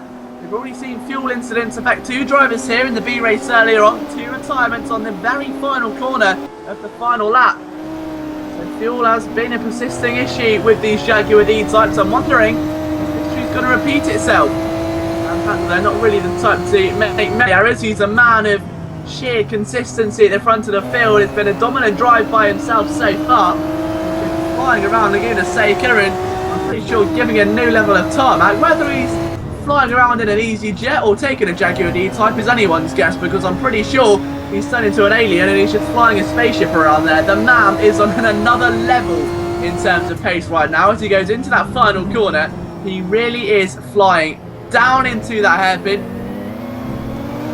Let's just take a ride on board then with our race leader. Let's take a lap around Laguna Seca then. We've done it before, but with this car and with a driver this quick, it certainly calls for a special occasion. Down into turn 1 at about 128 miles an hour, shifting down through the gears. And this is where this apex becomes so tricky. You want to catch it at the end, hold that tight line to catch apex number 2, and watch out for the oversteer as you bring it over to the left-hand side of the circuit. Again, watch out, the back end's going to notoriously step out as you go under the Bridgestone Bridge. Careful not to get on the sand too much, because that will ruin your race. It's almost flat out through here, depending on the car, but a quick lift of the throttle up to gear 3 to keep the revs nice and low before a nice, heavy, flat out part down under the Moth's sight and in towards turn number 4. My favourite corner on this circuit. It's so flowing as it brings you up into the next part of undulating tarmac under the bridge and in towards turn number 5. It's a blind apex in the D-type. Fling that wheel at a 90-degree angle and pray that your car is in the right position.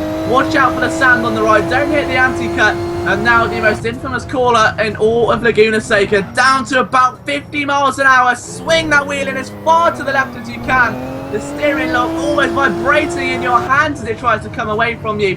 Out of the corkscrew, pray you haven't picked up any dirt, and get yourself through apex number 1 over to the left hand side before flinging the car in, which is basically a mirror of turn number 4. Straighten it up down in towards that final hairpin. Again, it's almost another blind braking point if it wasn't for the markers. Get it down to about 40 miles an hour, down into first gear to pick up the high revs, and flat out to the start finish line to bring us around a lap of Laguna Seca with your race leader, and to set a time of a 1:38.085 in what has been nothing short of a fantastic race so far by our race leader. And talking of a fantastic race as well, Raceway now really giving it some welly, isn't he, behind Luke Sky 80, who has somehow seen his lead diminished in recent times, and B13 is hardly light years ahead of the Flow and company. So there still may be some unfinished business between those drivers, but as of right now, I think all eyes have got to be on the 2 drivers who are fighting out for second place overall, as Raceway desperately needs that reassurance that there's another car between himself and B1386. Of course, if you're just joining us, welcome. Hope you're having a great evening so far and enjoying the action here at Laguna Seca.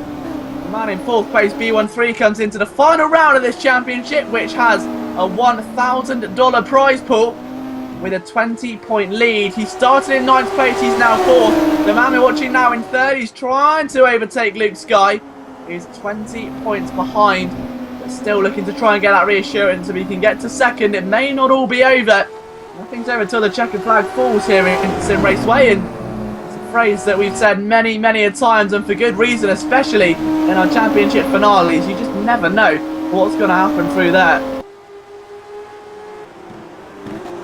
Now we go down in towards the corkscrew again. Raceway with a bit of a messier run there down into the corner.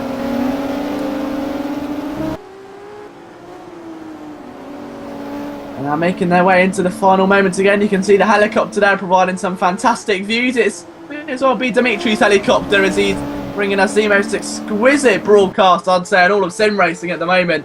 Great job by Dimitri. We'll get to the final thank yous at the end of the races. We're going to take a short break after this championship just to revamp some things and bring you guys the best experience possible. But we will be back in May with a brand new era of Sim Raceway. So you want to stick around for that one. Give you guys a chance to maybe buy some new cars, familiarise yourself with some new potential car and track combos, and talk about ideas that you want to see implemented into the game for the future. You can do all of that, of course, on our community forums. Just go over to simraceway.com, hit the forum button, get yourself signed up, get involved with the discussions. A bit further behind as well, though. Mr. Jolly still battling with the flow. Lazarus is gaining on them, though. He had a quicker lap again last time by. P7 at the moment for Lazarus, having passed Doodle 127, who later retired after having another incident. So Lazarus has now taken it upon himself, having charged through the field to go the whole distance here and see if he can top 5. It's not entirely out of the question. Only 2 cars ahead of him, preventing that from being a reality, and both of them within under 6 or 7 seconds or so. So Jolly really is in with a big shout here of coming away with something. It surprised me to see it happen either. He's a great driver. As they now make their way down through the corkscrew again. A little bit of smoke coming up there from the wheels of the flow, and Jolly's going to be loving that one. He knows that pressure's maybe just starting to get to the flow now. As they go through the penultimate few corners. Lap number 20 and 30, then we're going to have 10 laps to go this time by, with Van Panther leading by a staggering amount at the moment. Luke Sky is going to cross the line, just a few seconds clear of Night Raceway and B13 now. 139.26 for Luke, so 139.5 that time for Night Raceway, and a 138.9 for B13. The number 4 is coming. It's just a question of when. There's no ifs, buts and maybes, just when and how. For B1386, he is giving this circuit a new layer of tarmac right now. But is it going to be enough to catch Night Raceway? 16 laps to do it is one thing. 10, however, is something else. This is where these drivers start to get into that ulterior mindset, isn't it? Where they start to potentially just flick to that other place where everything becomes escalated. You start giving more in every corner, more in every straight. So focused on what's ahead of you. You're no longer thinking about how much time you've got left, or tyre temperatures, or fuel, or anything like that. All you're focused on is overtaking the car ahead, and it is a very difficult place to be, because the moment you realise you're in that place, it's like you snap out of it as Luke Sky side by side with Night Raceway. Has the path been made? Is the view of B1386 perhaps motivating Night Raceway right here? Night Raceway up to second, and just as B13 catches Luke Sky, Night Raceway ups his game one more and gives him yet another challenge. So B13 is having to work hard for this championship here today. And regardless of result, Night Raceway has put on a champion's drive. Whether he wins his championship or whether he retires, he has put on a fantastic show in the first 20 laps of this race. Absolutely brilliant. Over the line again, and B13 has got the perfect popcorn-esque view at the moment. Down into turn 1. Luke's guy trying to go around the outside there, and it may cost him dearly. He can't do many more corners like that, because there's going to be a very nasty surprise waiting at the end of one of them when B13 slams his way through. He's very authoritative when it comes to overtaking, and as we were mentioning earlier on, with that sort of other place, it's got to be a case of patience right now. If B13 pushes on harder and harder, he's going to start slipping. It's all about the patience here for B1386. He's got to stay composed, he's got to stay calm. He can't let any other thought go through his head at the moment. Just got to hope that Luke's guy maybe fights back against Night Raceway. The team makes tiny bits of contact or run wide.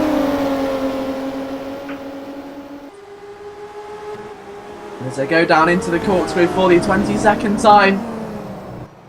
It's all looking very clean, and B13 still reeling them in, but time is rapidly running out. Lap times are fading by, and before you know it, we're just going to have a few laps remaining. Night Raceway's got to keep his car so thoroughly well positioned right now, and he can't afford to let B13 latch onto the back of him, because he's going to be getting more and more of a slipstream here, bear in mind, and just going to try to cut back underneath there of Night Raceway, and it's almost worked to some extent, but still ends up backfiring a little as they go back through turn number 1 now. And what can Luke Sky do? Is he going to get to the outside of turn 1 and cut underneath? It's definitely the move he's going to look for, but whether or no it comes out on the other side is another issue. I don't think it will, and he's still going to give it 100%, but it's not quite good enough just yet. And all this is doing is allowing B13 to creep up the back stairs and be more and more of an authoritative figure here. The underdog is becoming the predator. B1386, he's just waiting now. It's just literally a case of biding his time and waiting for the right moment to arise. Because sure enough, it will happen. They climb up the hill towards turn number 5. With the flow of Mr. Jolly safely out of the sight of their rear view mirror. What has B13 got left in his tank right now? He's got to be careful as well, bear in mind with fuel consumption. He's got to make sure he's got enough in there. He's going to start watching out for short shifting now. This is where drivers start to do it on the more regular occasions. If they're going to short shift, it will be now to save fuel in these last few laps. Luke Sky's still in P3 at the moment, but for how much longer? B13 is stalking him down like a shadow that will just never quite leave you alone. And his worst fears may just become a reality, because B13, the man who is taking this championship by storm this far, is now just a couple of feet away. He got a podium in race number 1, a win in race number 2, 58 points in race number 3, and now he's looking for another podium again. He's going up the inside of Luke, and again just teasing now, toying with the idea, and that's why the mind games are coming into effect, and B13's on the inside. Luke is vying to keep that car behind, and somehow has done exceptionally well. It was just a show of intention there from B13, throwing Luke Sky off guard. And the Hungarian is looking extremely well positioned right now to take a move. He goes up the inside of turn number 4. And there may not be a lot that Luke Sky can do. He still breaks a lot later. The two make contact, and it's not quite enough to send Luke Sky flying off the circuit, or to give a penalty to B13. That will be a dream come true for Night Raceway, but a worse nightmare for B13. As we say, a lot more than just bragging rights at stake here. It's $1,000 prize pool as they make their way up in towards the corkscrew yet again. 6 laps to go at the end of this lap.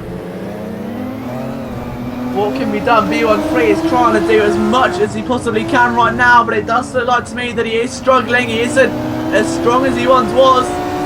He's got to stay composed, and it's like he's just trying to somehow find the blend between consistency and patience. It's so hard to do, but he may just pull it off. My Raceway's been, of course, shunned closer into this, as Luke Sky's picking up a slipstream as well, so Luke Sky actually making life worse for Night Raceway right now, because the closer he gets, the closer the championship leader also gets.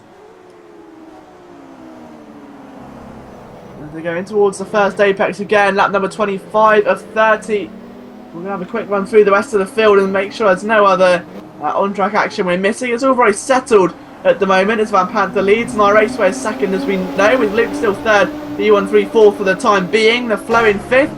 Jolly P6, Lazarus still 7th, unable to capitalise further or find some consistency to catch those ahead of him. Tyro's in 8th, Pro Drivers in 9th, P8, P10, 11th is Alex Eugen, 12th in Ganj, 13th Enricos, 14th Luda 127, after being our only retirement of the afternoon, after a couple of incidents to say the least. 1 minute he was trying to shield Night Raceway with everything he had and be that rear gunner, next thing you know he was barely having enough strength to fight his own battles, let alone his teammates. Unfortunately, that did get the better of him as they go down into the corkscrew again. But this is where Simraceway comes into its own, isn't it? These last few laps or so, the last 5, are always the most interesting here in Simraceway. So if you haven't popped this link out on social media yet, do it, because this is what the edge of your seat was made for. If you've ever wanted to show your friends or your family why you go sim racing, why you play Simraceway compared to maybe a Call of Duties or games like that, this is a stream to show them. Pump it on Facebook, pump it on Twitter. This is what makes Simraceway so special. Here comes B13 then all over the back of Luke. It could be Judgment Day and a time for redemption. B13 to get himself on the podium and may well secure him his championship. Luke Sky clings on again. Night Raceway and Luke go wide, and B13 is just going to hug that apex. like it's his girlfriend on Valentine's Day. He's up to 3rd place, and there are your Valentine's Day flowers, and they may come with some champagne at the end of the race if things go like they are now. This has been some brilliant action here, and now B13 is fighting to get through. He wants to be dominant, but he's on the grass and he hasn't slid just yet. It was a very scary moment there, and it did allow Luke Scott to just have another look. Unfortunately, these D-types are so difficult to find any kind of room through on them. So elegantly designed and so legendary in the trends they've rung through history, with 3 Le Mans wins to their name. A car of a generation. Drivers that have stepped into this vehicle, some of the greatest in the history of motorsport. And we've got a retirement there as well of Mr. PA, our 2nd retirement of the day then on lap number 25. It's Van Panda that still leads on lap number 27 for him. He's really is flying at the moment. It's Simraceway & Co looking to approach that lap very shortly. Then you've got the Flo and Jolly, who are still yet to be separated here. Jolly's been unable to find any leverage to overtake the Flo at the moment. The Scotsman's been stuck in 6th place for quite some time, and maybe the D-type's been a bit too much for handle. Maybe the Flo has just been so evenly paced all race long that he's been unable to find a way through. So they make their way over the start-finish line for one more time. It's a 1:39 flat for Jolly, a 1:39.3 for the Flo at the moment. These drivers giving it everything they've got right now, knowing what's at stake, knowing just how important this really is.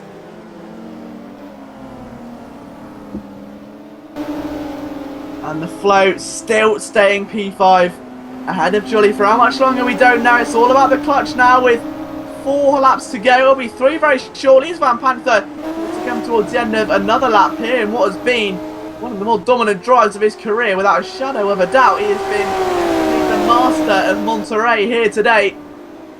He was late into this championship, and one can only wonder how different this championship would have been if Van Panther had made those opening 2 rounds at Phoenix and Auto Club. What if Van Panther was here from the start? 2nd at Silverstone, a win here today is on the cards. What if he had entered the first day? Would we be looking at a completely different scenario? Would Van Panther already be champion? One thing's for sure though, in future championships we're going to see a huge resurgence right now. And if you remember as well that 6, 7, 8 months ago when the Skillquant was first coming in and it was still relatively dominated by 1 or 2 drivers at the top, now it's anyone's game. And whilst Van Panther is having a field day at the front of the order and is simply driving around in spaceship, being the alien that he is, the rest of the drivers are so evenly matched.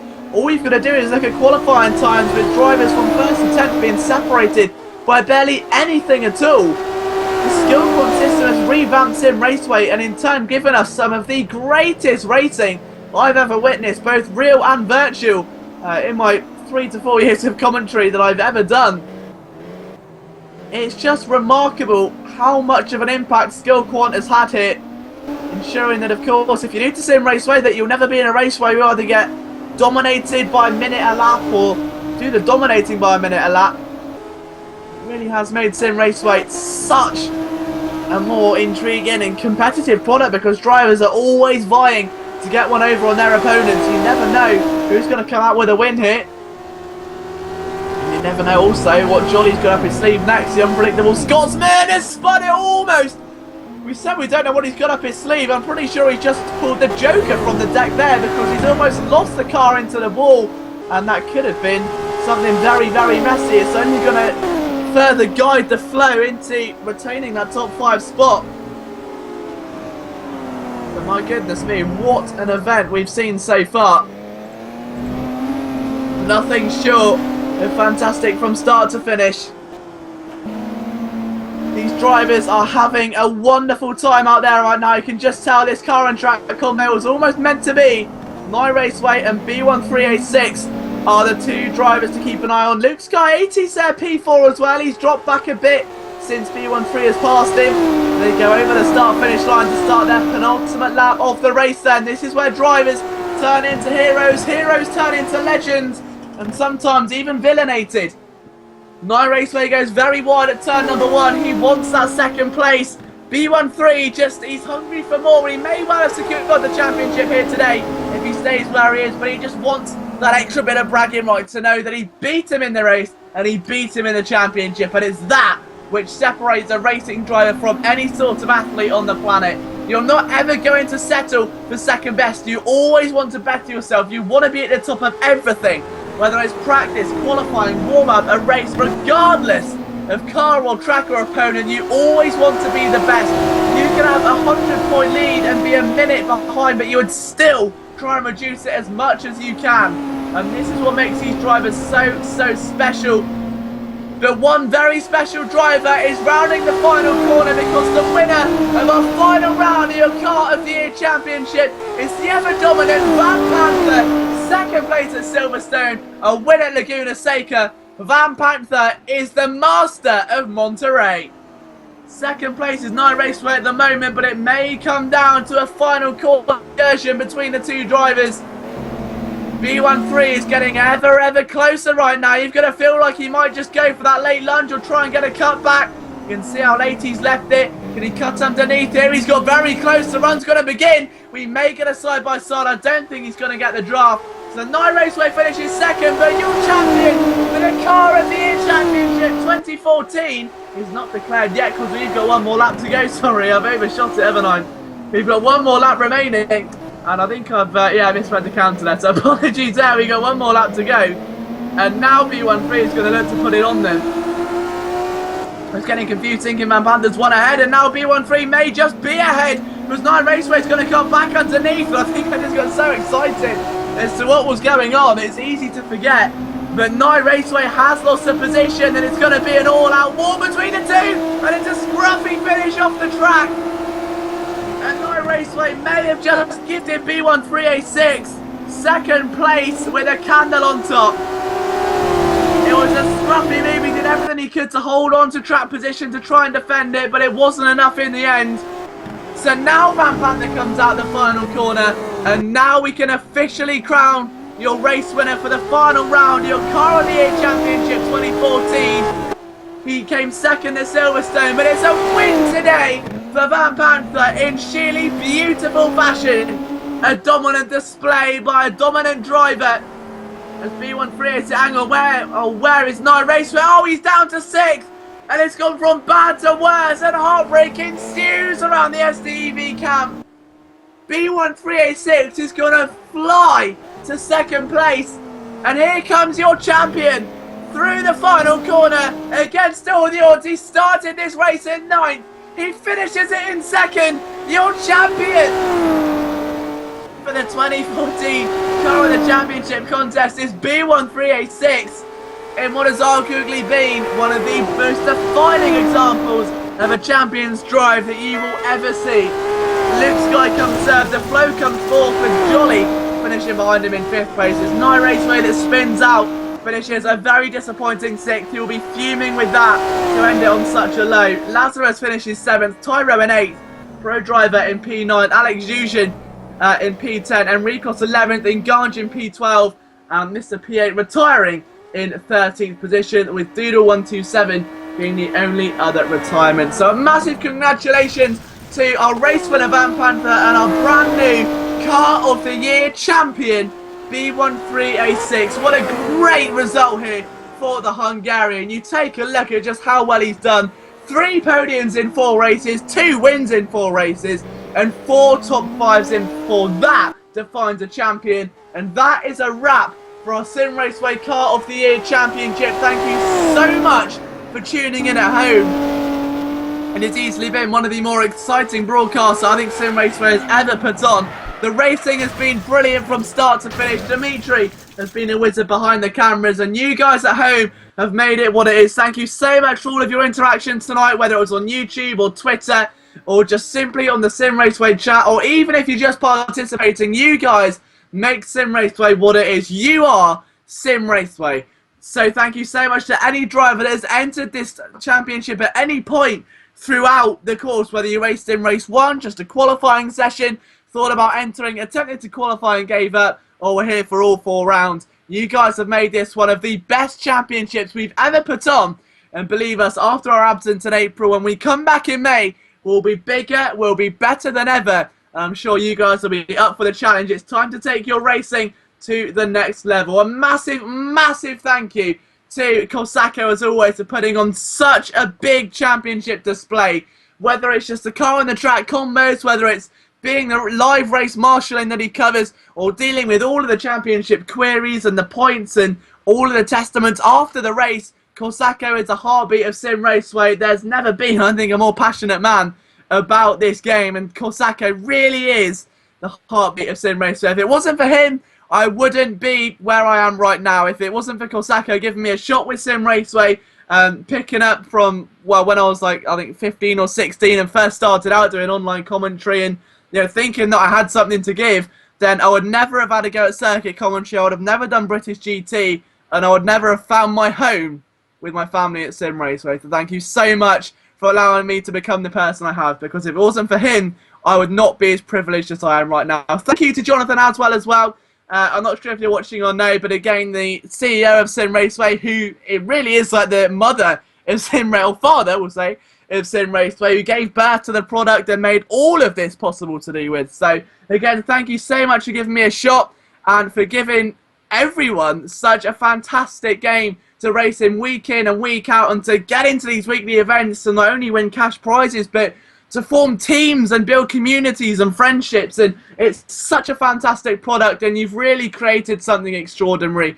To all of our events team out of the PDC, whether it's at Laguna Seca, whether you're taking on one of our apprenticeship courses as a mechanic, or whether you're a part of the engineering or graphics team, or even one of our instructors, you guys have done a fantastic job over the past 12 months. I'm sure it's only going to get bigger and better. And our final thank you comes to my partner in crime, Dimitri, for being such a wizard behind the cameras. Without Dimitri, I'd be commentating over a black screen, and Dimitri makes it look like the most beautiful piece of action on the circuit. Even we could have a race with just one car on the circuit, and Dimitri would find a way to make it look like the most artistic piece of wizardry imaginable. The man is a true talent and a testament to Simraceway.